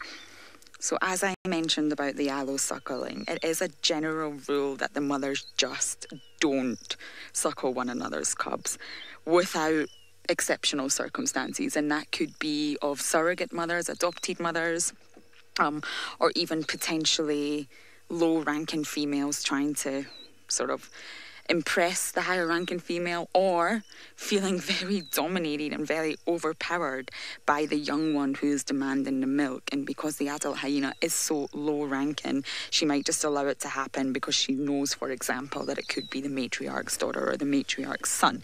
So it's the general rule, though, that allosuckling doesn't happen. So these two seem to be suckling from the mother that's sort of furthest away from us. And we thought we saw 4. James also thought he saw 4, but I can only see 3 at the moment. So I'm wondering whether we got a little bit caught up in the whirlwind of cubs there. And I'm just waiting to see if this final little cubby here, who's sort of causing all sorts of terror, goes and suckles with the other mother. That's what we want to see. And then we know exactly sort of who belongs to who. Now, of course, many of you know that hyenas do have the richest milk in the animal kingdom. Because of their diet, what they eat, which is pretty much everything, they're able to provide their cubs with the richest milk. And this is why they actually have such a protracted... Oh, she's picking... Yeah, that's mother. That's mother. She's saying, hey, you, it's suckle time. Behave. She's doing... Oh, she's like, no. He just won't do it. Okay, so I think we possibly got that wrong about 4 cubs. I think there could possibly be 3. 2 belong to the mother that's lying down, and 1 belongs to the mother that is standing up. And they can suckle for up to 2 years. It's normally around 18 months that they stop suckling their young, because it keeps the young so healthy and so strong. The viewers are also not sure, so a lot of people watching are not sure exactly how many cubs are. Well, we definitely saw 3 there, but for some reason, on this vehicle, we thought we saw 4. And now I can't seem to locate the 4th one at all. So there is a possibility we did get that wrong. Of course, we will go back and check over all the footage. So you can see mother's going to the entrance of the den, and that's what they do. Mother does go put her nose into the entrance and call out her cubs. Ravinda's asking when will they name the cubs. That is a good question, because of course it's not us who names them, so I'm not sure I can entirely answer that. But most likely once they start to get to know them. So I've been speaking to the hyena researchers almost every day, and the last we heard was that they had not seen these young ones. They had not left the den yet. So I imagine as soon as they're able to sort of see these young ones, identify who the mother is, and sort of get proper ID shots, which is very difficult at this stage. But oh, there we go. Okay, 1 is definitely suckling. That's good news. That other mother is trying very hard, but it's not happening. So yeah, in answer to your question, Ravinda, I'm really not sure. But of course, you know me, I will keep you completely updated. I'm sure it will be some bizarre name that we don't quite understand. But I think now that they're out and now that we've seen them, and I'll of course send all my photos on to them, I think they will give them names. It's just easier when an animal has a name, so you can really start to sort of engage with it and learn a little bit more about it. Now this mother at the back here is really, really struggling to get her young one to actually come and suckle. She's trying to call it out of the den. She's been trying to grab it and get it to suckle, and it's just not doing it. So some people are wondering if we also share videos. Yes, we are completely open with everything that we see and everything that we witness. And I have been speaking to them on a daily basis, because unfortunately we did encounter a dead hyena on the road. Goodness me, a few days ago now, I think. And of course that needed to be reported. So we just keep them up to date with all our sightings, our videos, our footage, and of course I do take photos. I do have my camera with me. And when I'm not babbling away live to you, I am taking photos and trying to see if any of them will be useful to them. So this information, the fact that we're seeing these little cubs right now, is of course very, very useful. So I will of course report this and go right back to them with the news that there seems to be 3. I think I've settled on the fact that we might have got that wrong. I do apologise. I did think I saw 4, but they were running around causing all sorts of mischief. But now I think there is actually only 3. One mother has 2 and one mother has 1. Now it's actually a 60% survival rate for a cub during birth, which is not so high, and that is due to just suffocation. The actual birthing canal is only 1 inch wide, so you can imagine it's really not easy for the mother or the cubs to get out, and very often 1 or 2 does not survive. So there's a possibility that 4 were born, but 1 mother actually lost 1. So, of course, we're not going anywhere just yet. I feel there's a little bit more to see here before the cubs do disappear into the den once and for all. But for now, let's go back down to Tristan, who has a beautiful butterfly.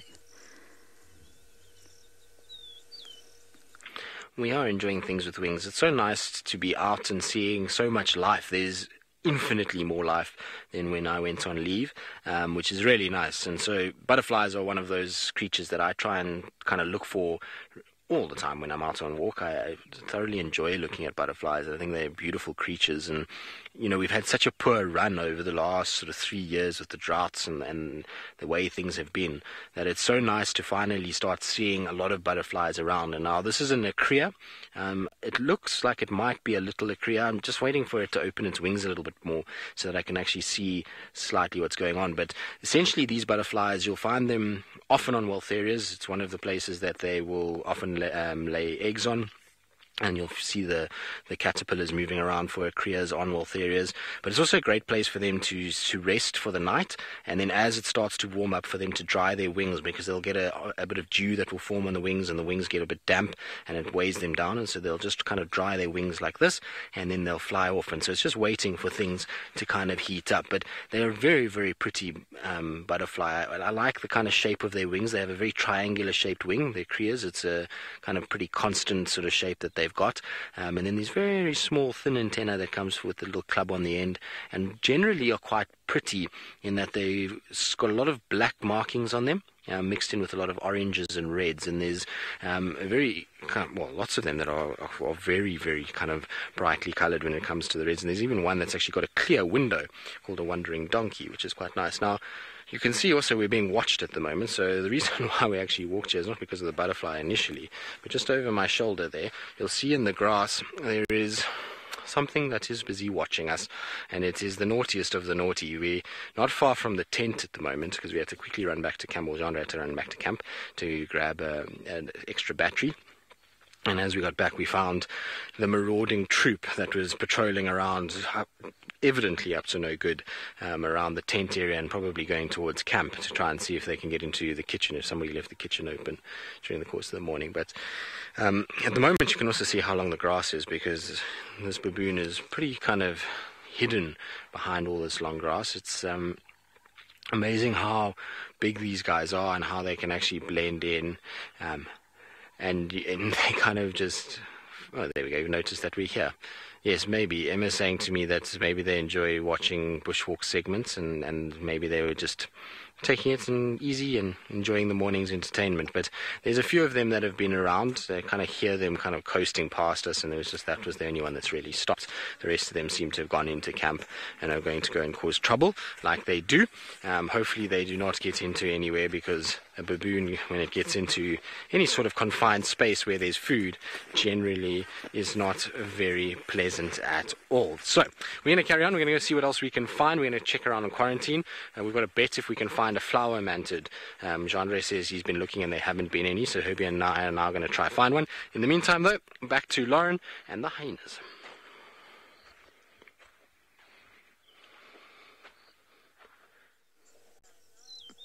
Hyena heaven indeed. That's really what it does feel like.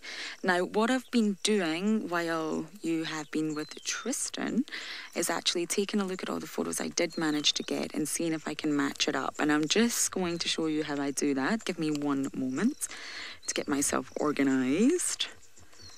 It's not the easiest thing, so I'm working my way through it. Like, let's see if James can get you a good look at this. I'll try and hold it as steady as possible.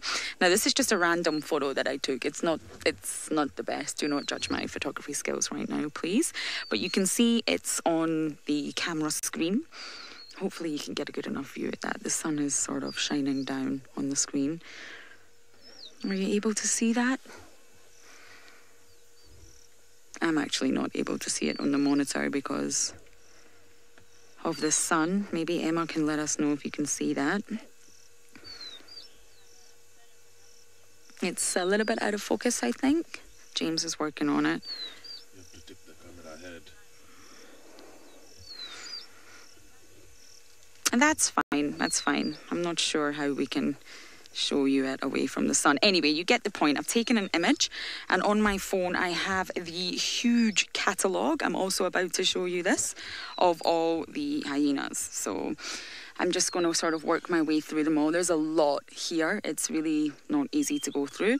And I save them all on my phone, and I'm literally just trying to match them up. Now, as you know, I obviously haven't spent that much time with the North Clan yet, and I am, of course, going to change that. So that's what I'm doing right now, just working my way through all the females, of course, and trying to figure out exactly who the potential mother could be. So I've not got there yet. You came back to us rather quickly. But just for all those wondering, that's exactly what I was up to. It's a lot of photos I've got on my phone. If anyone was actually to ever steal my phone and have a look at the photos, they would see a lot of bizarre things. Hyenas, hyena genitals, hyenas doing all the weird and wonderful things that they do. I wonder what they would think of me and my phone. So let's just check what the cubbies are up to. No. Now, this mother who's standing up, she's got very, very distinctive markings. I think she will be very easy to figure out who she is once she gives us that side-on view. That's the sort of spot pattern that we do go by. It's very distinctive. Some spot patterns, why can't I talk this morning, are a lot easier than others. You've just the same as leopards, the same as we do for other animals. You've got to sort of find that thing that stands out to you. And of course, everybody's different. Some people say they see things on animals that I just do not see. So it really depends what stands out for you. And then you just go by that. Yes, I must say, and it looks like it's going to be a long morning. It does, doesn't it? You can sort of feel these mums are just exhausted. I don't know what it is. You just look at the two of them and you just think, oh goodness, it cannot be easy to be the mother of these naughty little hyenas. One mother's having a much better time than the other. Yes, you heard me talking about you, didn't you? But one mother just cannot get her little one to come and suckle. I wonder what would happen if the young one tried to suckle the wrong mother. I did see that happen with Plonk. There was times when Plonk used to try and have a go at Pretty's nipples. And she would always tell him to go away. Not so aggressively so, but it definitely wasn't welcomed. So it'd be interesting to see what happens between these two mothers.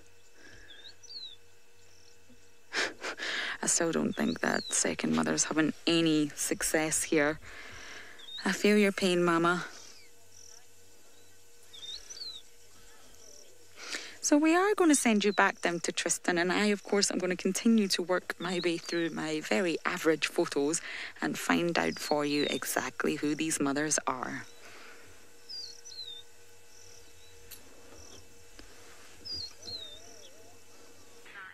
Well, good luck, Lauren. It's a lot of photos and a lot to get through when trying to find out which hyenas you're looking at. I know how it is in the Mara, and so maybe you should enlist the help of the researchers there. But, Jandre, did you lose, Jandre? I lost. Jandre lost.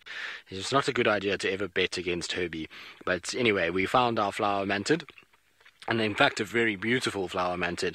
If you look just at the end of the grass stalk over here, you can see why they're so tricky to be able to find.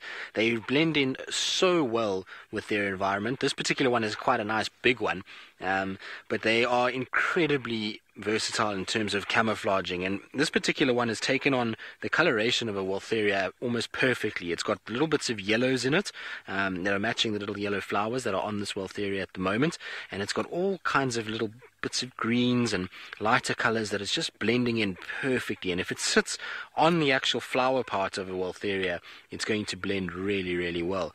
But you can see how aware these guys are of their environment. I've sort of knelt down now and I've been sort of poking around with my stick close to it, and its eyes are following wherever the end of this little piece of grass is going, which is absolutely amazing. So when I move, it moves as well, which is quite incredible. So it's an amazing animal in terms of its ability to see, and they have to be like that obviously because they are predators. And so Being predators, they need to notice movement around them, and generally predators have incredible eyesight to be able to catch what they need, and obviously these guys are some of the best when it comes to insect predators that we get out here.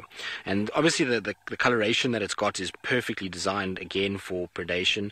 Lions, leopards, all the rest of them, this is how they go about business, is that they camouflage like this in order to be able to blend in and then kind of ambush things. Now on quarantine at the moment, not only do we have a flower mantid, but we have so many other animals that are kind of spread across. Starting on our left hand side, we've got a wildebeest herd, which is the ever-present quarantine herd that we get around here. They're always kind of milling about, and it's nice to see that pretty much everybody in the herd is still accounted for since I've been on leave. There's still got some of the young ones that are inside there, and everybody seems to be quite fine. There's the big bull on the left and then kind of the rest of the herd. Now mixed in with them, as you'll see probably streaking across, our impalas. They're also out and about, and there's a couple nyalas as well that are sort of in amongst the wildebeest herd. And so that's the three kind of antelope species that we have. And then in the distance, causing havoc amongst all the antelope this morning, is a whole bunch of baboons. So there's some that are sitting on top of little mounds, and they're playing and running around, and there's a lot of youngsters. Now Jandre can't see it, like I couldn't see the chameleon, but Jandre, at the base of that marula, if you come down, or in the marula itself, there's some that are there as well. And essentially they're running around chasing each other, particularly the young ones, and screaming and shouting, and it's causing massive unrest in amongst the nyala and wildebeest and impalas that are all snorting and alarm calling and getting quite panicked by the fact that there's screaming baboons running around all over the show. And in fact, actually, Jandre, there's quite a nice one in the marula tree up on the left there where the wildebeest are walking underneath. There's one that you can just see its tail kind of hanging down. It looks like a big male that's sitting up in the tree itself, kind of just watching over what's going on, watching us as well as the wildebeest and impalas and various other things. Now what's interesting is obviously baboons for the most part interact with these animals, and there's never really too much of a worry in terms of the baboons being a threat. But we've just come out of the season where there's been a lot of lambs, and we know then when there's lambs that the baboons will often take impala lambs, and it's probably a reason also why these impalas are alarm calling a little bit at the baboons and kind of getting a little bit upset with their presence. Now Nancy, will they bite me? I should hope not. No, they generally with baboons, unless they're cornered. So the only time you really need to be scared of a baboon is if you find one that's somehow broken into a room or something where you're staying and you've cornered that animal.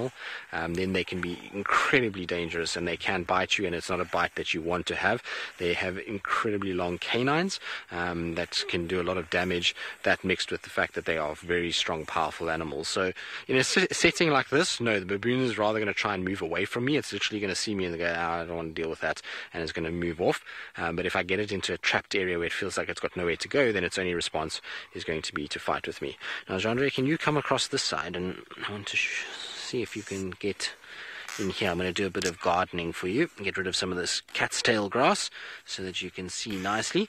But in here is a beautiful spider that is sitting on one of the Waltherias and just kind of taking it very easy in a curled up leaf. So it's spun a bit of silk to curl the leaf, and so that it can get in underneath that silk and stay protected but still have a view of what's going on the outside. Now it looks like one of the crab spiders. Is it a crab spider? Maybe not actually. Doesn't look like it. It could actually be one of the angulate orbs. But anyway, it's kind of tucked in underneath there, and it's got this beautiful big kind of white abdomen, and then these olive green legs and face that comes out. And you'll find there's a lot of predatory insects that hang around on Waltheria because of the flower that you get. So all along there's these little flowers that are rich in nectar, and you're going to get caterpillars, and you're going to get little flying insects. In fact, just above the spider is a little flying insect that is sitting on one of the leaf kind of edges, and so these are all places that these guys can hunt and be able to find the food that they need. And so you'll find mantises and spiders, quite regularly assassin bugs, on these kind of Waltherias, where they'll be able to take advantage of all the insects that are attracted to come and feed off the pollen of the Waltheria. I like Waltherias. They're just a hive of activity when you kind of sit and look a little bit closer, you often can find all kinds of insects that are hidden in amongst the sort of folded leaves and various other things. Good. We're going to carry on across quarantine. We're going to go see what else there is around here. We're going to try and avoid being bitten by baboons. In the meantime, though, back to Taylor and see what she's doing. Apparently, she's bumbling around and having a good time doing it.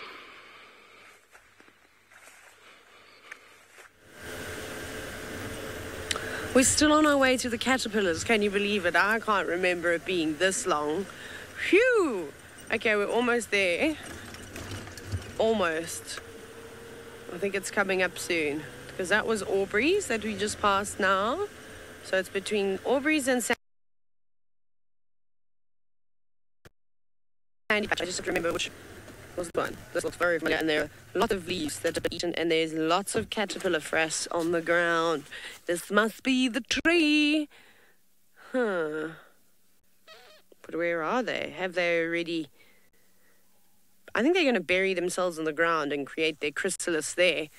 I think that's what these guys do. Let me have a quick look around. If you're not sure what I'm talking about, a couple of days on Bushwalk we had two very juicy caterpillars that were the larvae of the spotted emperor moth. But now I cannot see them. They're quite easy to actually see. I'm going to have to unplug myself to get to have a little look around here. They're just feeding on this side. But they were huge, though. They were massive. So, like I said, it didn't surprise me if they're actually at that point where they were going to start their sort of metamorphosis. Let's have a look around this side. Ooh, I found an Uthika. I will bring this because it has hatched. Caterpillars, where are you? Wow, those are really... I'm going to have to show you how big the frass is. Look at this, Enzo. Can you see that? On the leaves, the black stuff. That is enormous caterpillar frass. That is extremely big. Ew, very gross. So they must have moved around there. That looks fresh. We're tracking caterpillars anyone. First time here on SafariLive. Try and find these guys. Where are you? Because it will be so worth it. They're the cutest things I've ever seen in my life. They were precious. Otherwise, I'll have to just show you a picture. Oh, I think they've already moved on. One more look around. Because it will be worth it. No! I should have come yesterday to see how they were doing. Anyways.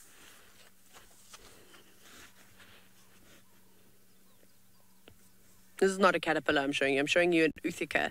So I just put my hand at the back. And oh, no, it's fine. So an Uthika is basically a little egg casing where little praying mantises will develop. And then you can see this one is hatched, though. So they all would have gone out. I didn't actually see any little praying mantises or anything like that around. But that's quite cool to see. Something nice. I like the sort of detail that you see. It's almost like it was stitched closed. Very nice. Okay, I'm going to quickly take this out. I'm going to put it back. I'm really disappointed about the caterpillar. Well, I'm not, because obviously they've got to age at some point. But I was really hoping I was going to get another opportunity to show you them.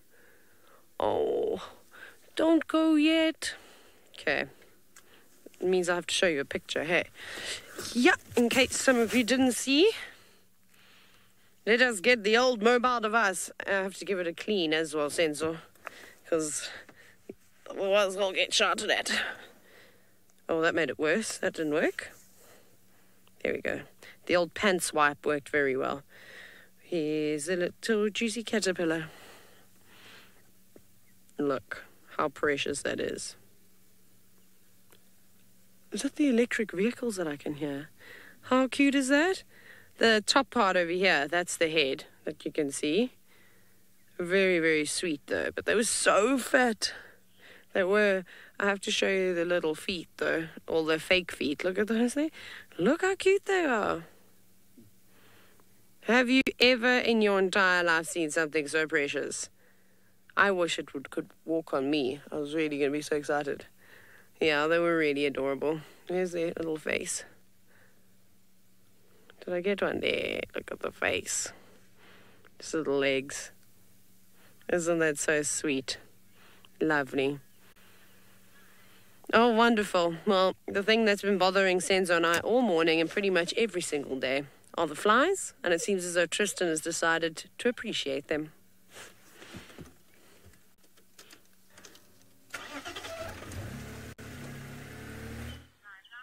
Indeed we do, Taylor, and I hope that this is not representative of you and Senzo, because that would just be awkward and not very nice. But before we get into this, I'm going to ask you a quiz quickly as to whether you think this is from a male or a female, this particular sign that you see there.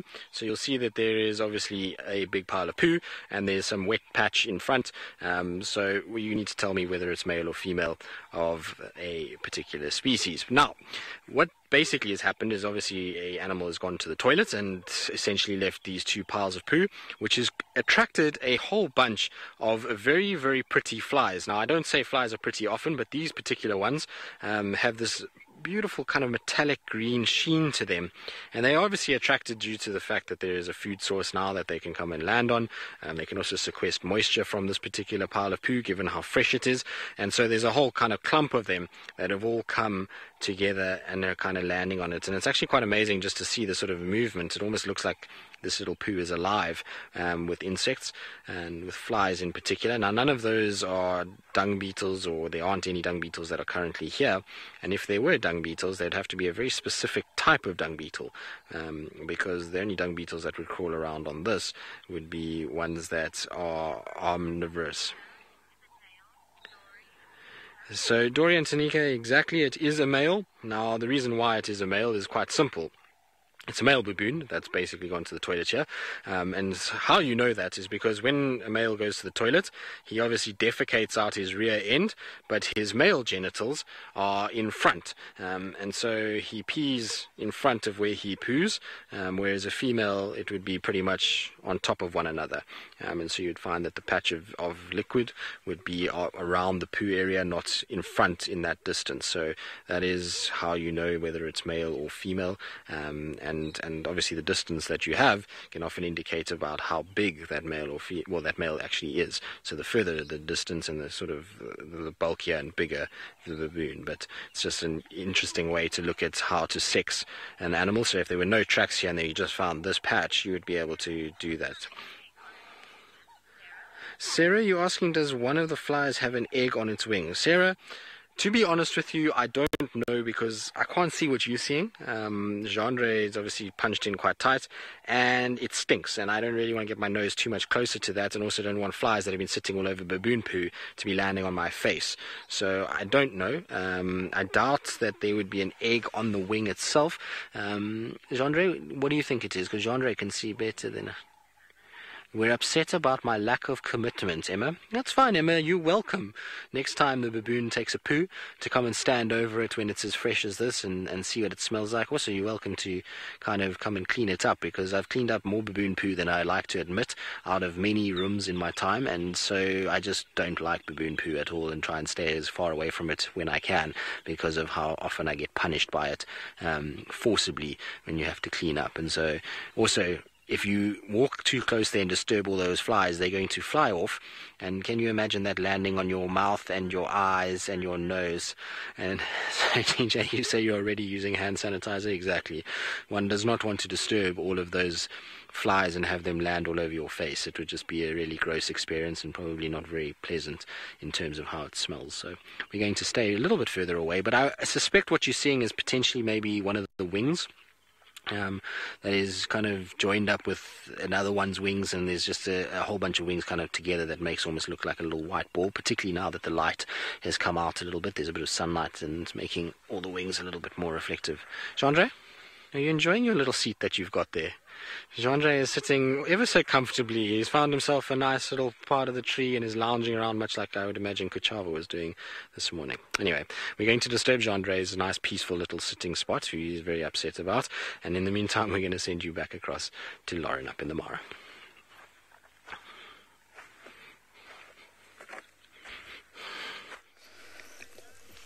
Oh, Jandre's always lounging around. Please do disturb him, Tristan. Please do. Now, it's been hard to focus on ID and the mother because these cubs are just non-stop. Now they're just playing. There's a lot of dominance displays going on here. And one of the younger ones, the darker ones, actually mounted one of the older ones and did a sort of hump, if you like. And again, that is just a sort of display of dominance. And these two young ones that are very dark are definitely Honey Buns and Ding Dong. It's going to be difficult to tell you which one is which as they're running around. And I have a funny feeling these two older ones are Ang and Tara. Now, please don't take that as a confirmation just yet because we're still working through it. But Ang and Tara belong to the mother Anna. Ding Dong and Honey Buns, as I mentioned, belong to Rama. Lots of different age groups here and all prominent mothers that belong to the North clan. Now we have lost a mother. She wandered off. I think she's felt, oh, I've done enough. And the tiny little young ones that we saw are definitely back inside the den, and we haven't seen them in, well, since the last time you were with us. So I think that could possibly be them for the day. When they're younger, they do spend a lot more time in the den as compared to these ones when they get a little bit older. So there's been lots of tossing and tumbling and displays of dominance and all sorts of things going on. And the more you watch the cubs, the more you can start to identify which ones are dominant. Once they get a little bit older, you can also identify which ones are male and female. Now, I do have a fantastic diagram to show you, but I'm not sure you're going to be able to pick it up because of the sun. Do you think we'll be able to see it, James? If I showed a diagram on my phone? He looks a bit hesitant. We can try. I do apologise if this doesn't work because the sun is right in the angle you don't want it to be. And as I've already mentioned, I really don't want to move the car. So just bear with me. We'll keep watching these cubs just now until I get it ready. Now here we go. So I'll try and barricade the sun as much as I can to this angle and see if we can see this. Fingers crossed. Now this is young hyenas, and you can actually see the difference in the male and female genitals. How is that, Emma? Is that looking clear enough? We're doing the best to show you as we can. So of course the picture on the left here is a female. And you can see at the end of the sort of pseudo penis, there is no bulbous tip. There's no triangular looking tip. And that is obviously female. And if you look on the right, this one's a male. And you can see it also has a penis, of course. But at the end, there's sort of a bulbous triangular tip. And that is the only way to differentiate between the two. Now, as strange and bizarre as it does sound, I'm sure a few people are having a chuckle, that is the main differentiation between the two, especially when they're young. As they get older, the females do tend to get a lot larger. So this is really what we're looking for. But in those small little black ones, it's probably too early to tell. But in these older ones, you have to really, really study the penis or the pseudo-penis, whichever one you want to call it. And that's how you can work out male and female.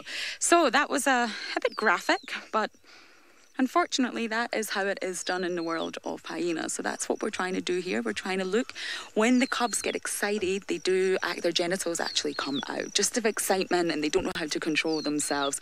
So it comes out, and that's exactly how we're able to see. So that's what we're watching for right now. Dominance displays, which one looks like it's been more dominant, which one looks like it's been more submissive, and of course, we're trying to get a good look at the genitals. So let's see what they're at. Oh, hello. Getting a little bit closer to the car here. Lots of excitement and play going on around us. Now, these are definitely a lot older than the younger ones we saw. Different age groups as well. 2 and 2, belonging to 2 different mothers. And of course, talking about the genitals, it is said that hyenas are actually the only existing female mammal that we currently have on the planet with us at the moment that do lack an external vagina. But they mate, they urinate, and they ultimately give birth through what they call the tip of a hypertrophied penile clitoris. And that is how you properly phrase that sentence. So hyenas are nothing short of amazing, weird, and wonderful. And these little cubs are, of course, all miracles. Now, we might move on soon, but for now, we are going to send you to Tristan and see exactly what he's up to.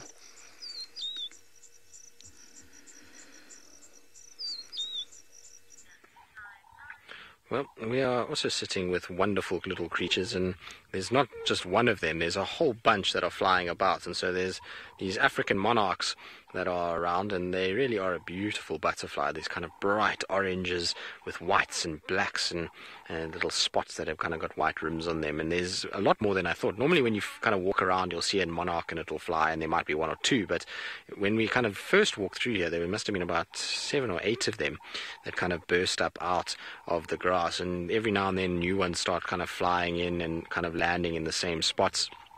And they've been landing a lot on the devilthorn and then on various little grasses, but mostly the devilthorn. You can see the ones that are flying in the back there, John. I don't know if you've got them on the devilthorn itself. Let's try see if we can get a little bit closer before they fly.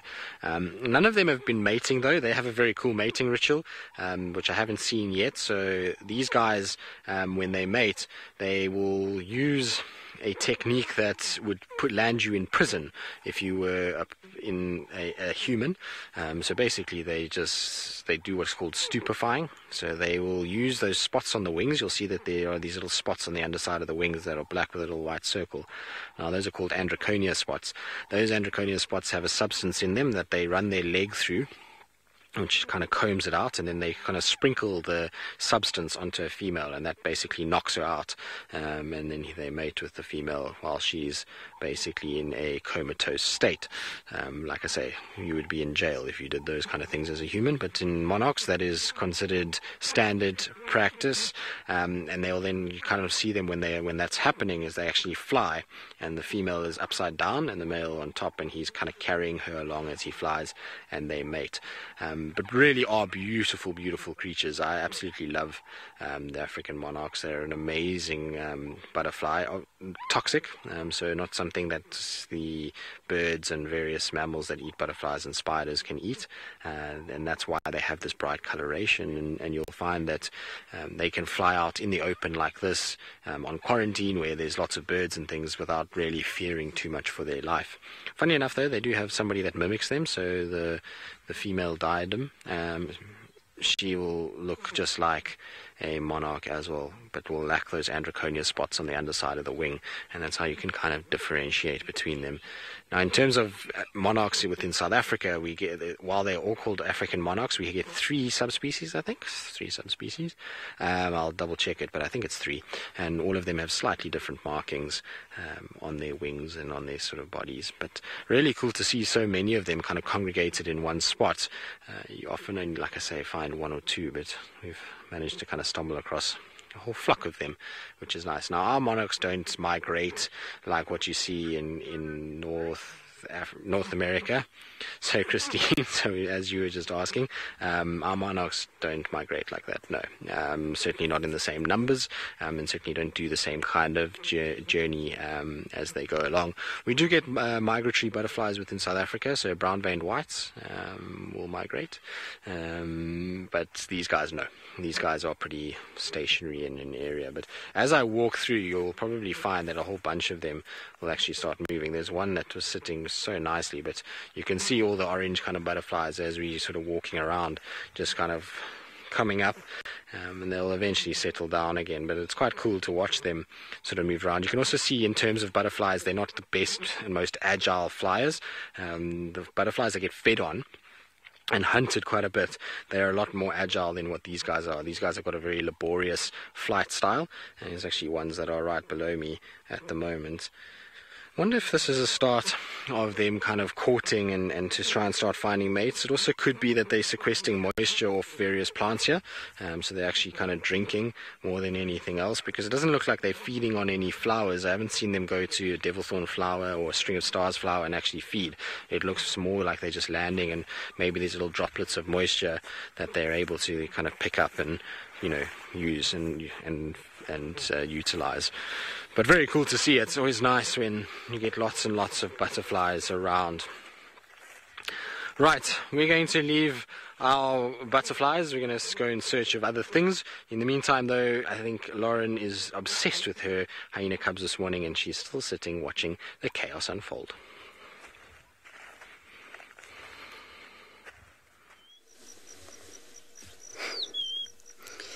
Yes, indeed. I cannot bring myself to leave these cubs. Just every time we think about leaving, they just do something else, or they They're just so adorable. I hope everyone else is finding them as adorable as I am. But enough about genitals for this morning. I think we've gone way deep into that. And I've just had my worst nightmare. My card on my camera is saying full. Oh, it's not allowing me to take any more photos. I think that's every photographer's worst nightmare, which means I'm going to have to face up to reality and actually go through my photos. But unfortunately, this thing called time doesn't actually exist in the Mara. No one actually told me that about the hyenas. Not hyenas? What am I saying hyenas for? That's because Emma just spoke to me. Yes, about time not existing in the Mara. So it's going to be quite some mission to get through all my photos. Anyway, I'm not able to take any more photos of these little cubbies, which is maybe a good thing because it's probably borderline obsessive. So we did speak last time we were at the den, actually. Was it in this? Oh. Those birdies caught your attention, didn't they? Yeah, the last time we were at this exact den, we did have a discussion on play and what play means and the proper definition of play, so I won't repeat myself and bore you all. But these cubs are definitely engaging in play, for sure. They're having a lot of fun just developing themselves, but there definitely is dominance going on. Now, this wouldn't necessarily happen with, let's say, lion cubs, for example. But because of the sort of hierarchy in hyenas, in the matriarchal society, then dominance does come out when the cubs are very, very young. So there is play going on here, definitely, but there is a lot of dominance displays as well. So I might drag myself away from them, I might not, who knows, but we are going to send you down to Taylor, who I believe has an animal.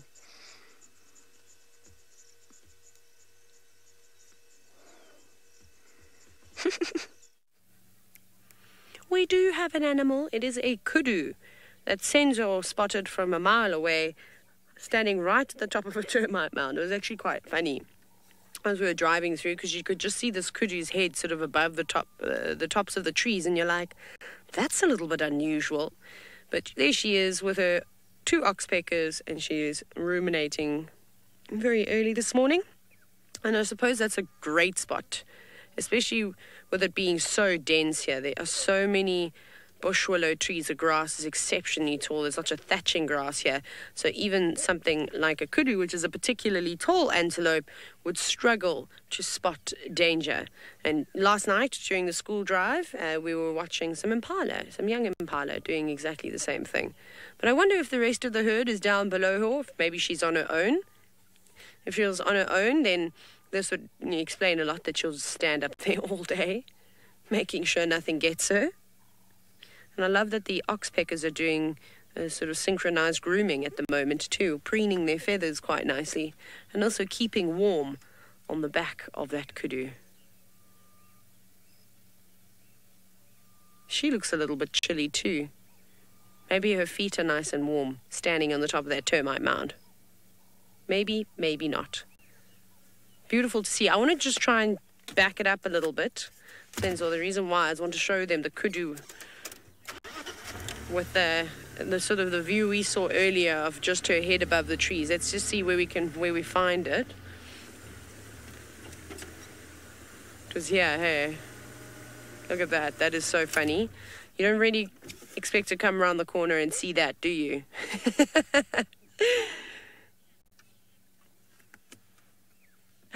She's exceptionally sassy up there. I mean, that's the sassiest kudu I've ever seen in my entire life. And I just love the way that she's hidden amongst the tops of the trees. So that's what we initially saw, and I was like, what on earth is going on over there? And then, of course, as we drove a little bit further down the road, it was all revealed. Yes, Emma, I think if a leopard saw a kudu that big, it'd probably go, I'm going to go for an impala rather. Really, really tall. That's so awesome, though. It's nice to see things like that.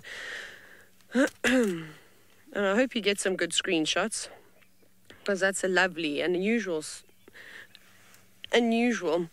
Poseidon, I don't know, possibly, whilst when we had the other view, it could have been another oxpecker between her legs. It'd be nice and warm there, and also that's where the ticks like to gather, in the ears, and then sort of in between the legs and around the nether regions where it's nice and warm, in between folds of skin as well. The ticks will go there because it's harder for whatever the animal may be to sort of groom in those areas. Now, these oxpeckers are really, really important. They do help remove some of those ticks, and I think it's a nice helping hand to the antelope on the mammal species, the ones that allow the oxpeckers to sit on their backs, just to help with getting rid of all those parasites. They're not nice to have, normal to have on one of them, but probably a bit uncomfortable. El Compa, yeah, she is indeed. She's chomping down on some chewing gum early this morning, and she is ruminating. So she is basically regurgitating a bolus of leaves, probably, most likely leaves, and now she's just chewing them down again. What's caught her attention in the distance? So yeah, she's looking off to the sort of southwest now. What have you seen, girl? She's pretty focused in that direction now.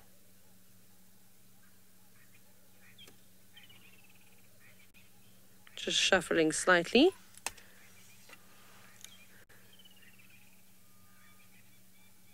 I don't think it's anything threatening, otherwise she might have done a big alarm call. That would have been great to actually watch her alarm call from here. Don't you think? A big bark would have echoed right through the valley.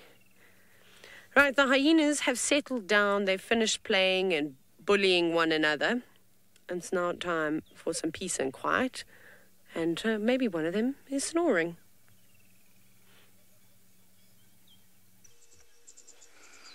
The hyenas are always doing interesting things, and we were actually about to move. I know you won't believe me, but the two older ones, who I think are Tara and Ang, keep going under the car, and I don't know what they're doing under there. I bet you they've chewed through something, and we get completely stuck and have to get rescued. I hope not, you two. That would be a little bit traumatic. Another rescue after the day we've had. They're up to something. I don't know what it is. They keep going completely under the vehicle. Not to the side, not at the tires, literally underneath. Very brave little cubs. Now, it's getting much hotter. Both James and I are very much... very, very hot right now. We're right in the face of the sun. So it won't be much longer before these hyenas do end up going back into the den. They're sort of most active at that prime time in the morning and in the evening just before sunset. That is when the cubs will come out and obviously run around the merry-go-round in continuous circles, getting rid of all that extra energy that they have. Now, the mums really do invest a lot in these little cubs and try their hardest to keep them protected. Of course, there's such a high number of predators out here that their main and sole concern right now is to just look after these cubs and keep them protected in this den. And what a wonderful den it would be. I said last time I'd love to see inside, and I really would. I don't know how we would ever do that. I'd love to take a look inside and see what these cubs get up to when mums disappear. I'm sure you get up to a lot in there. I don't even think we want to know. Now, the young ones, the ones that we just introduced you to, the very black ones, have disappeared now for about 30 minutes. So they've obviously had enough milk. It didn't look like they had much at all. And they've definitely gone back inside. And I don't imagine them to be making another appearance. It's these other little torags. Is torag actually a Scottish word? I'm not sure. I think it is. Maybe Emma can actually help me with that question. She'll know if it's Scottish or not. Niconico viewers asking, are hyenas very strong animals? Incredibly strong, incredibly powerful animals. They are built for power. They're not really built for elegance or speed or any of the other attributes. They are indeed built for power. Now, these are two females that you're looking at, and it would be great if a male would come along, which of course he won't. And you can actually see the difference between the two. Males have less muscle mass and they're much smaller. Females are incredibly powerful. There's a lot of muscle on these two females. And if you look at the way they walk, if we can just look... Oh, she's going to sit down, isn't she? Yeah, she sat down. Okay. Well, that was that. I was actually just going to show you the way the adults walk. They have such a sloping gait. Their hindquarters and that lower part of the spine really slopes downwards. And it looks very bizarre when you first see it. But this is actually designed so that the front part of their body, their forelegs, their shoulder blades, their neck is so muscular. And this is for sort of dragging carcasses and pulling kills, which is, of course, what these guys are very good at. And that's why their back legs aren't necessarily so strong, because they're not really needed so much. So they have this energy-efficient gait for that reason. Kathy's asking something, but Emma will need to repeat it. I can't actually hear what she said.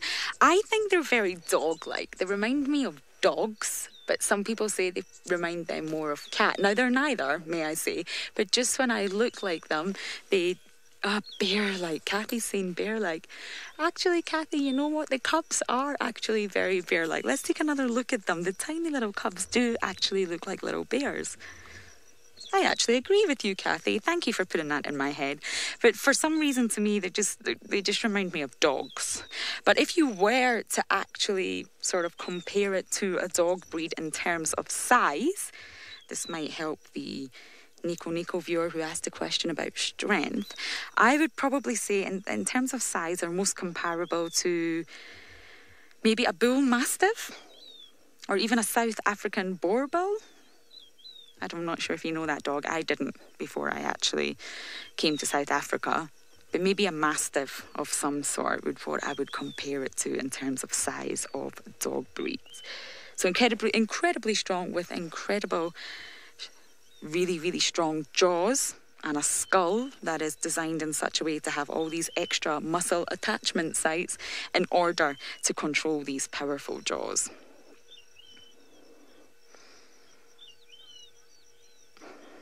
Max is asking about when do the cubs start laughing. Now, interestingly enough, the most common noise the cubs make is called squattering. I was actually going to do an impression for you, but I'm not sure I can. It's kind of like... Did that sound anything like a hyena? No, I've got people in the back that says no. Oh, well, I tried. They do something called squittering. And they are vocal. You can very often hear it. But it isn't until they get slightly older and they develop their adult vocalizations that they would start laughing. And of course, hyenas are famous for their giggles. But that's actually not the most common noise that you will hear them make. Giggling is more for when they're feeling a little bit frustrated or a little bit annoyed or not too happy with the situation is actually when they'll giggle. But of course, hyenas are famous for their giggling. But you will most likely hear them whooping. And that's just the noise of the bush for me, especially when you hear it around camp. Oh, all the young ones just looked at me. I didn't intend for that to happen. Do I sound like a hyena? I must do. At least they think so. Maybe everyone else doesn't. But that's the most iconic noise for me of a hyena. Emma says that's a good impersonation, so I'm going to go with that. I do work on my hyena calls, when I'm alone in my room. But yeah, that's far more common than the giggle is. But you will hear them giggle a lot around the carcass, especially a kill when they're getting nervous or other people are sort of coming in, not other people, other hyenas are coming in to steal the carcass, or there's going to be a bit of a tug of war. That's sort of the most common sound that you will hear then, the giggling. I wish we could hear the little cubs squittering for you, but I'm not sure they're going to do it on cue. Now, these mothers won't rest here for too long. They're obviously both resting. The cubs are not, might I add. You can see that. The cubs are just not giving up. But the two mothers are resting, obviously catching up on some winks after last night's events, whatever happened. But it's getting too hot for them to continue to stay here. So at one point, once they feel the cubs are safely inside the den, they will get up and leave, and they will go and find a cool, shaded place for some more sleep, of course. Hyenas will become much more active when it's cooler and darker. Apart from these little ones, of course.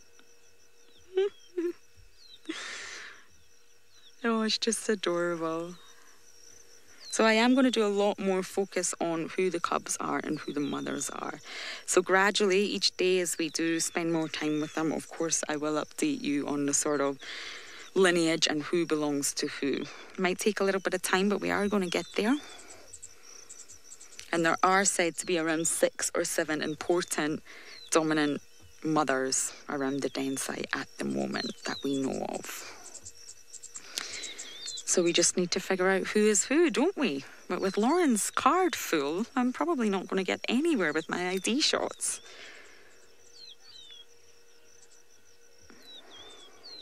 So we are actually going to leave the hyenas now. It's becoming incredibly hot and we are facing the sun.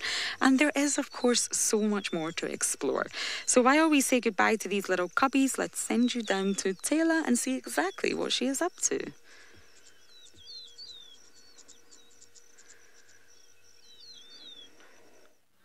We are. I'm looking for the dwarf mongoose now.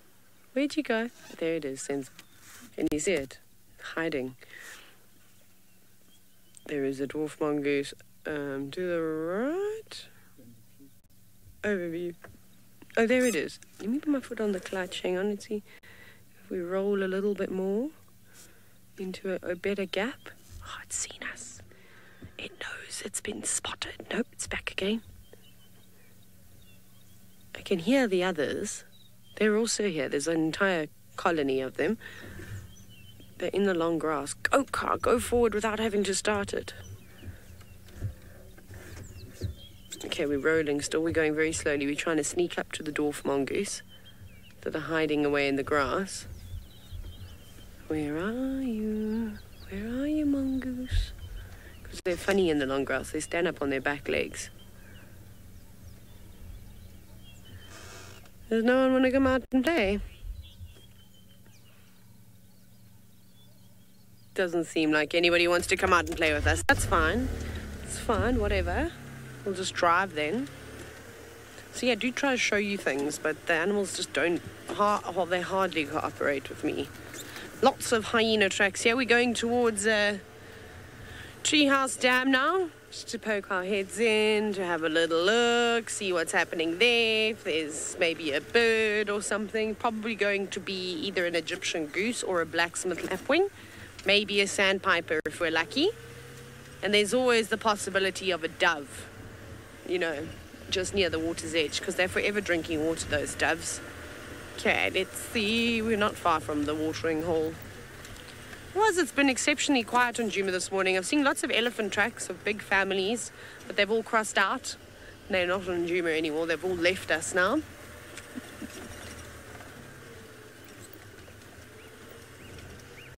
Hello, love, hope, faith. Why are you shocked to see me? I've been here for like, I don't even know how long. Is it almost 2 weeks now, Senzo? I feel like it's almost 2 weeks. Hello. I'm just back as a guest guide. I'm here until the 15th of March. I don't even go here. You're quite right. I don't even go here anymore. You can't sit with us. All those things they apply to me now. I'm uncool. So I'll hopefully be able to just pop in every now and then to say hello to all of you. But I'm glad that you are shocked. Did you do one of these when you were watching Love, Hope, Faith? I hope that was your facial expression. I think you should send us a selfie of how shocked you were. Let us see. Hashtag SafariLive. Of course, I don't think I've said that once this morning. Naughty Taylor.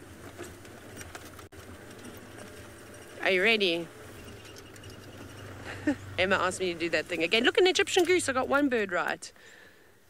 Yay. Look, I'm an expert safari guide. I can guess what birds are going to be at the watering hole. Just jokes, I'm not. There is one Egyptian goose. I don't know where its partner is. Where's your partner? No answer. Of course, it's not going to answer everybody. It's an Egyptian goose. If you were waiting for an answer, you were being silly. You can hear lots of little birdies, though, tweeting away. Oh, and there was also... Oh, there's another one. There's a Wahlberg's eagle on the dead tree to the left. That one that's... I don't know if you can see it. No, that's your right. Left. Yes, yes. There we go. There is a Wahlberg's eagle. Can you turn your head, please? Turn your head. Turn your head. No, looking the other way. Is it a Wahlberg's eagle? Can you turn your head so we can just confirm? It's not a very big bird. It's quite small, in fact. probably a ruler and a half. Nope, doesn't want to look at us. This bird has got no face. Oh, there we go. Hello. Yes, it's a little Wahlberg's eagle just sitting there. The normal colour Wahlbergs. No pale morph today. I'm looking for another one. Nope. Okay. Very quiet here, Treehouse Dam. It's fine though. It's fine. Literally, there's nothing else for me to show you. Wait, I found a painted reed frog. Let me see if it's still here. I'm going to get out the vehicle. Stand by. Un momento. I'm going down there, Senzo.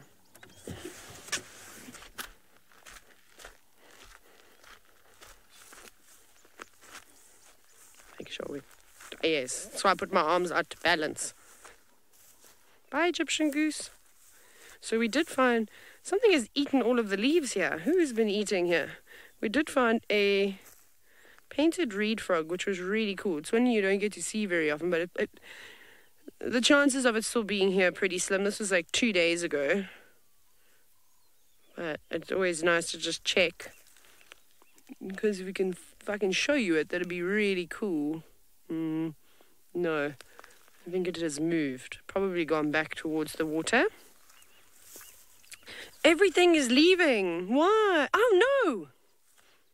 Found one. Don't hop. It's not the same. No, you're falling. Careful. This is not what we saw, though, the last time. Jump here. It's jumping. Don't jump. The other one we saw was not a jumper. I can't show you because it has now hopped super far away and I'm not sticking my hand under that tree, unfortunately. Okay, well, I tried. Let me just do a little lap around this side. See if there's any more. That one was not... Ow, stick got me. That was not the same one we saw, though. This one was much smaller. So this is obviously painted reed frog heaven here. I'm also going to be covered in ticks now. I hope you appreciate this. Nah, that's all of them. Oh, what a pity. What a pity. I can't even see that other one anymore. It's jumped so far away. It was terrible. Okay, I'm going to do what Sensor tells me to do. Sensor says I have to send you to Tristan now because he's got butterflies.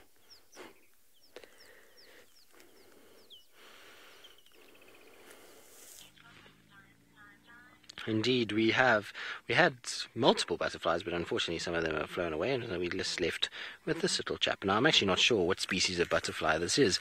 I was having a little look through, and I was kind of scrolling through the app just now that I've got on my phone to try and kind of work out which butterfly it is, but it looks like it has... Oh, of course, now you would fly away. It has been sitting there for a good 10 minutes, and now, of course, it flies away when we kind of come in and try and have a look at it, but it looks like it has a little kind of spike on the end of the tail, and obviously there's orange with those little black spots, but it's definitely not one of the spotted jokers or any of those. It's too small for that, but very, very cool to see. We had a blue pansy that sat with us for a while, which was nice. There was a bird dropping moth that I unfortunately disturbed, and it went flying off. So it's one of those kind of mornings, but it's been a very, very pretty kind of walking around quarantine. It's just amazing to see how much life there is in comparison to 2 months ago when we were struggling to find things out on quarantine. Even though it was midsummer, it felt like the insects were never going to arrive, and kind of coming back now, it's like I remember. It's just, there's lots of insects everywhere, and there's butterflies, and there's mantids, and there's kind of just life around every single corner.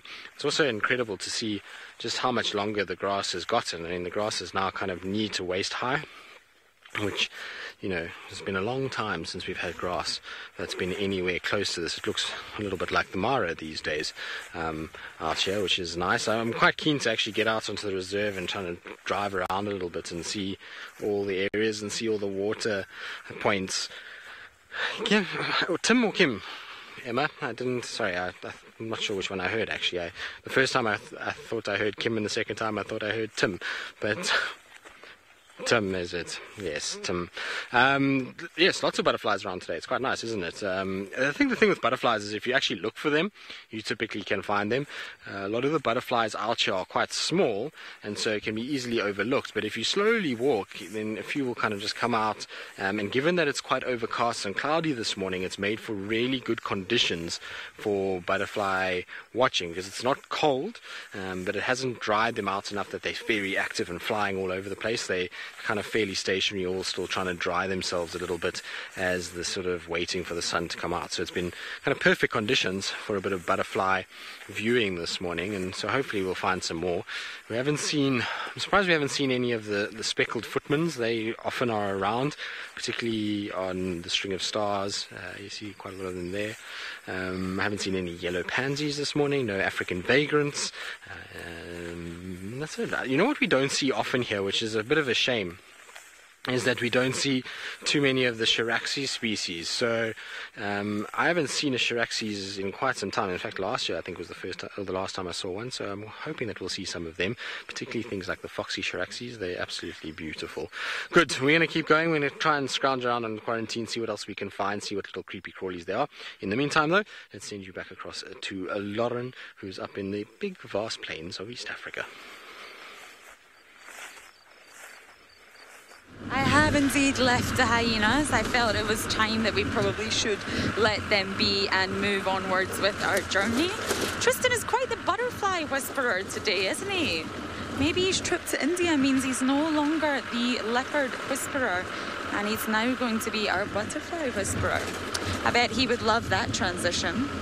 Anyway, we are just taking a lovely slow drive down by the river because it's really close by to where the North Clandine is, so we thought we'll just come down here and check it out. There's always something going on at the river, so it's always nice just to check in and see exactly what is happening. Now, that was just a wonderful morning at the North Clandine, and I really hope you all enjoyed it. It's a bit hyena madness at the minute in Juma and in Kenya, considering when my last few weeks in Juma, I spent many a morning searching for the den. They'd relocated it, and I knew roughly where it was supposed to be. And of course, oh, what have we got here? A troop. And of course, I just couldn't locate it whatsoever. And the minute I go for leave, of course, they find it. So here we have a troop of baboons. Now, yesterday I spent a lot of time in our little studio, and I did that for the reason being that I'm working on figuring out who the hyenas are. So I'm spending all my hours staring at spot patterns, and it's really not easy. And they have this huge window that looks right onto the Mara. It's beautiful. And the baboons have taken to, I don't know why they're doing this, coming up onto the window ledge, peering in, seeing me sitting there, getting the fright of their life, and then falling off the ledge and landing on the ground. So I don't know why they're doing it. They obviously they're very curious. They want to have a look, but they don't expect an actual human being to be staring back at them. And they get such a fright. It's really entertaining. Oh, this one's got a little baby on its back. Do you see that one, James? We're just about to lose sight of it right up ahead. Nope, too slow. Gone out of range. It was very cute. It had a little baby on its back, but it's crossed the road and now it's gone. I wonder if any of the other ones have got little offspring on their back. Look at that. Oh, an impala's just saying, hey, I need some airtime. I'm just going to walk right into the shot and photobomb you all. They are just so adorable. Look at all these really young ones here. Oh, they've got two here fighting. Oh, look at them go. Wow. Oh my goodness.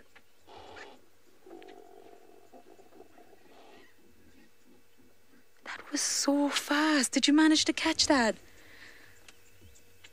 Wow, and all the vocal noises that came out there. Even the impala embarked on some alarm calling there. Wasn't very sure exactly what was happening, poor impala. Now it's like, oh, maybe it wasn't such a good idea to photobomb this shot. Wow, it looks like we're not going anywhere for a while. There's a complete line of them in front of us. My goodness, I think this is the biggest troop I've seen. Oh, adorable. But they are quite skittish, actually. If we were to sort of turn on the car and get any closer, they would move out the way.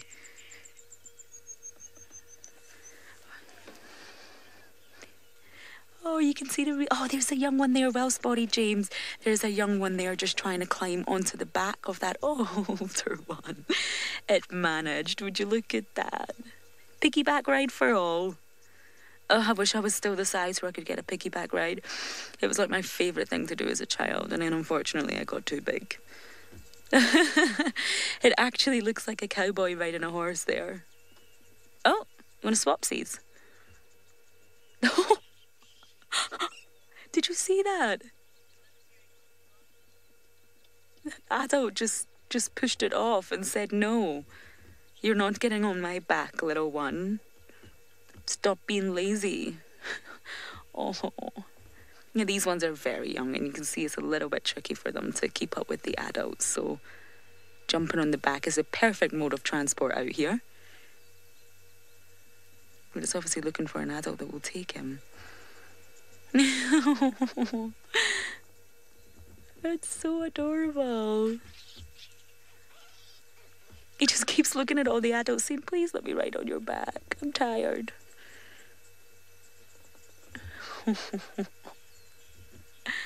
Okay, we're absolutely surrounded by baboons here.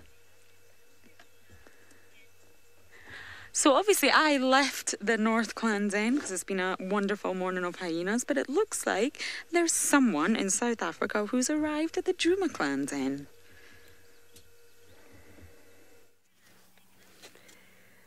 Oh, I've got some really good news for all of you. So Ribbon is here and she's got 2 cubs. So, what?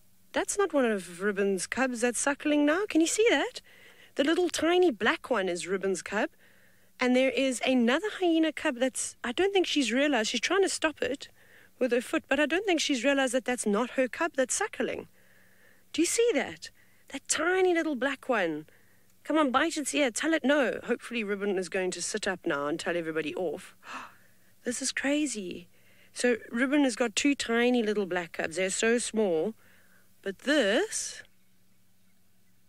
is unbelievable. Now, what? So obviously with SafariLive, it was very interesting. Is that Ribbon? There she goes. Yeah, she's trying to get that other one away. She's biting its bottom. Okay, so that was not supposed to happen. As you know, there she goes. She's reprimanding that other cub for suckling. She's not impressed. I wonder whose 2 little ones those are. I haven't spent much time at the hyena den at all. I haven't actually seen half of the cubs, but there Ribbon is saying, get back in your den. You're not supposed to be out. Mom is gone. I wonder if those are June's little ones. But Ribbon 100% has 2 tiny little black cubs, and I have a photo which I'll show you in a minute. But she's had enough now. Off you go. Get back in that den. You're not supposed to be out. Naughty little things, these hyenas. Let me find a photo of the 2 of them so you can see. Oh, they were so cute. Okay, Senzo can look at this one. It's not a great picture, but just so that you can see, we'll try and get the glare out of it. I'll have a look. Is that better? Yeah, there we go. So they're the 2 little cubs that we just saw. They popped out super, super quickly, though. And those were the ones that were suckling from Ribbon. That is so cool. And one of them was actually a little bit more dominant. It was biting. Already at such a young age. Now, Jamie had a look and she thinks that they're only about 10 days old or so. I'm not anywhere near as good as Jamie when it comes to aging and sexing the hyenas. She's really, really spectacular. She has put a lot of hard work into it for the last couple of years. So I will not ruin too much of it. We'll let Jamie, I'm sure she's going to be out on drive this afternoon. I'm sure she'll come and sit here, which I'm all... think you can't wait to hear what she has to say. And I don't know why I keep having luck with Ribbon. It's really cool. Come on, you naughty 2.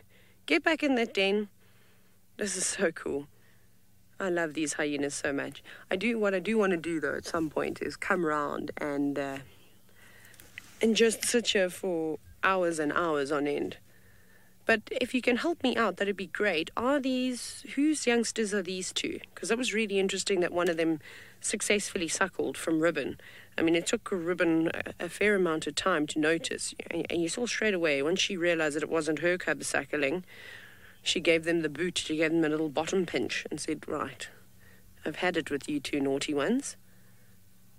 But this is obviously... No, I forgot what I was going to try and say there. I mean, I'm just watching them. Careful you don't fall. They are a bit clumsy at this age, though. And these guys are a couple of weeks old. Hey, they're so cute. All just playing around. I'm so sad that Ribbon decided to move off. I think she got annoyed by those two cubs. Anyways, we'll see what else happens here. Off you go to Tristan, who is really just fluttering about with the butterflies.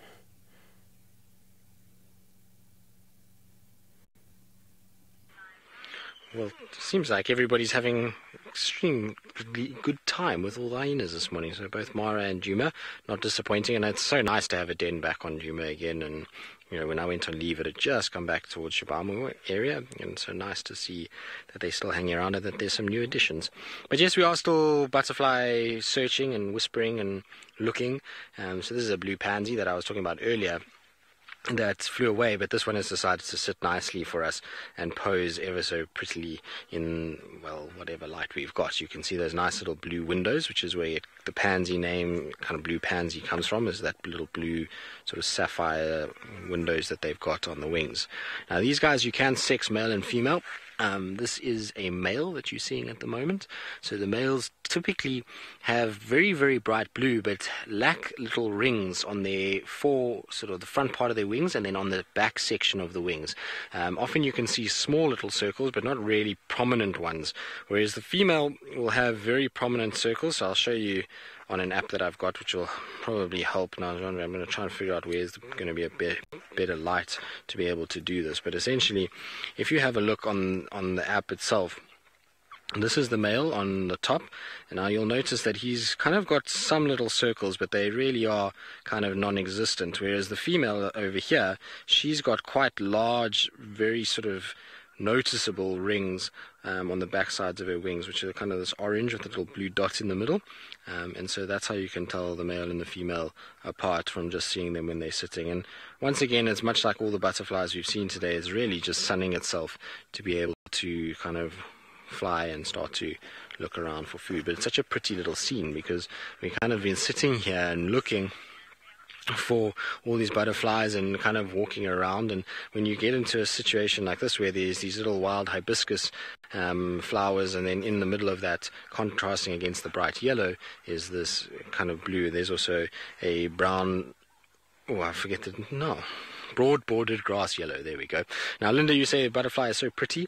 They are. All of the butterflies we get are very, very pretty. So Jean-André's following our broad-bordered grass yellow, which is a very common butterfly that we get out here, but they do not sit still much at all. They're quite active butterflies that tend to fly around quite a bit. The pansies, when it's early morning, are much more friendly towards sort of filming because they actually sit still for some period of time, and so we're not going to disturb that one. We'll leave it to itself and let it kind of just hang out and dry off before it starts to actually go off looking for sort of any signs of food. Yes, butterfly model 101.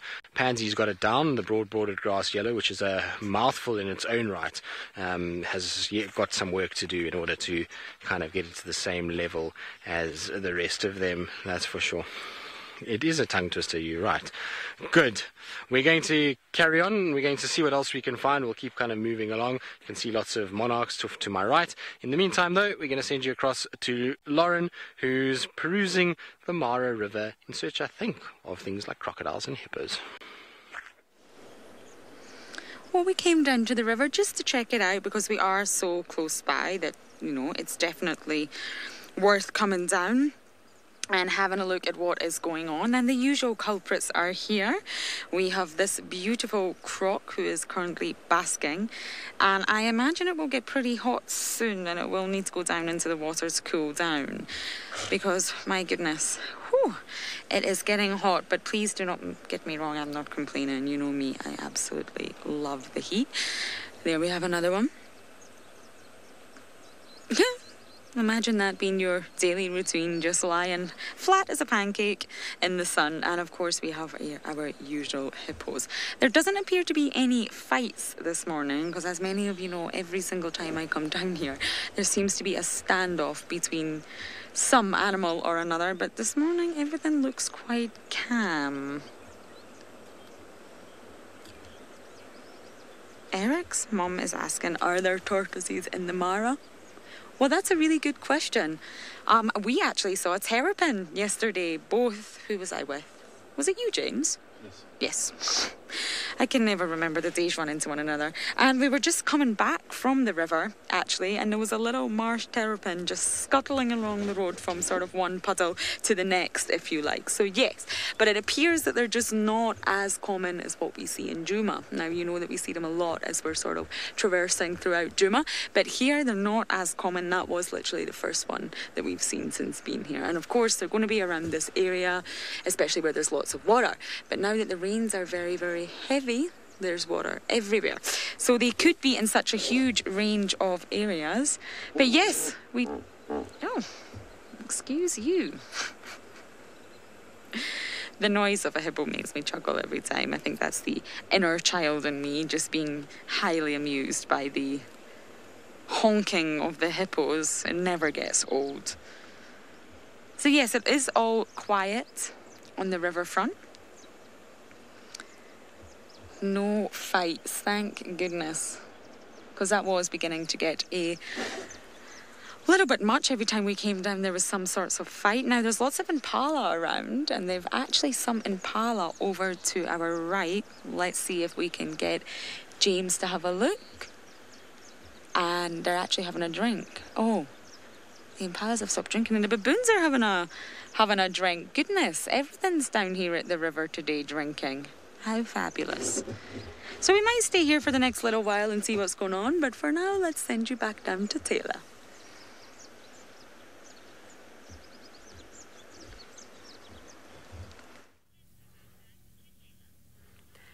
So I wondered where Ribbon dashed off to, and it seems as though she just went to drown herself in a bit of water. She had a big drink and a bit of a cool down. You can see she almost went, she actually, no, I lie, she went in head first, as you could see the watermark around her face. Here comes some of the naughty little ones again. That's not your mum, leave her alone. You're going to get into trouble. Those two are going to get into a lot of trouble. Isn't that absolutely precious, though? Oh, hyenas are wonderful creatures.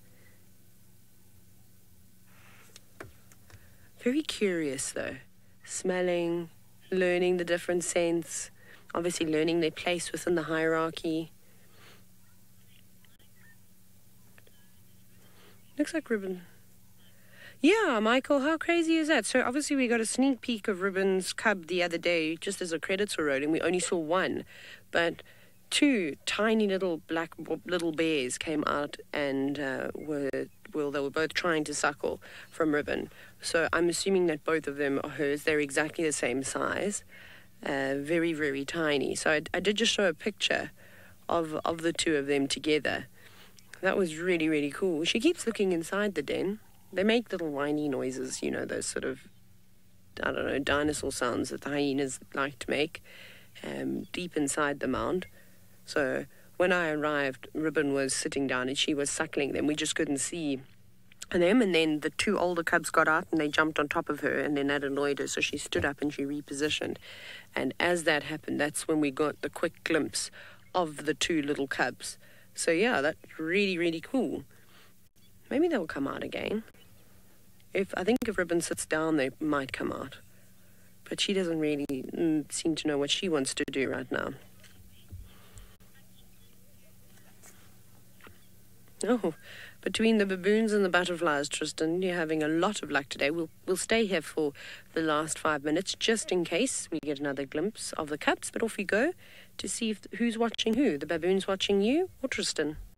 There has been this morning. It's been quite pleasant. We haven't really had to walk very far at all, and there's been all kinds of things happening. I thoroughly enjoy when you walk like this and just kind of take in everything, and we've had baboons and nyala and all kinds of things moving about on quarantine, and it's been very pleasant to actually kind of take it very easy in coming back. It's been nice just to sort of slowly ease myself into it with lots of different things that have been around. But it's quite funny, this nyala was being full of nonsense to the baboons and was chasing them up into the tree. So I think they've all been kind of walking around each other, and there's been a few games, particularly with the younger nyala, the young male like that.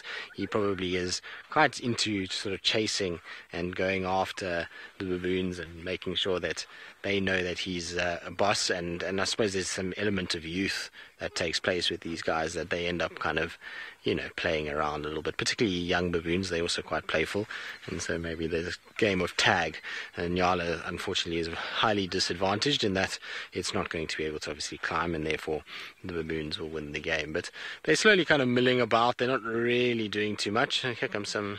What are you guys running from? There's some impalas in the background there that are busy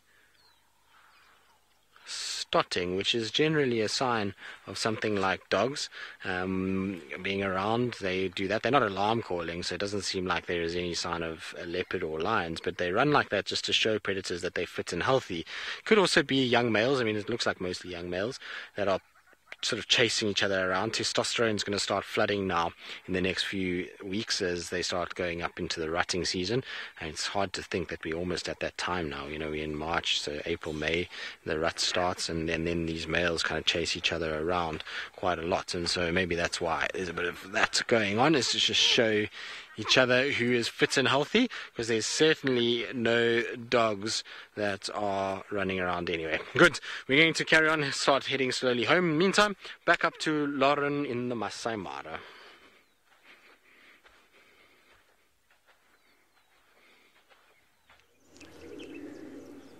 So we have a huge mixed herd of impala here who were just contemplating crossing the river. They literally put one foot in and pulled it back out again. Something scared them, but they want to cross. They literally want to come to the other side.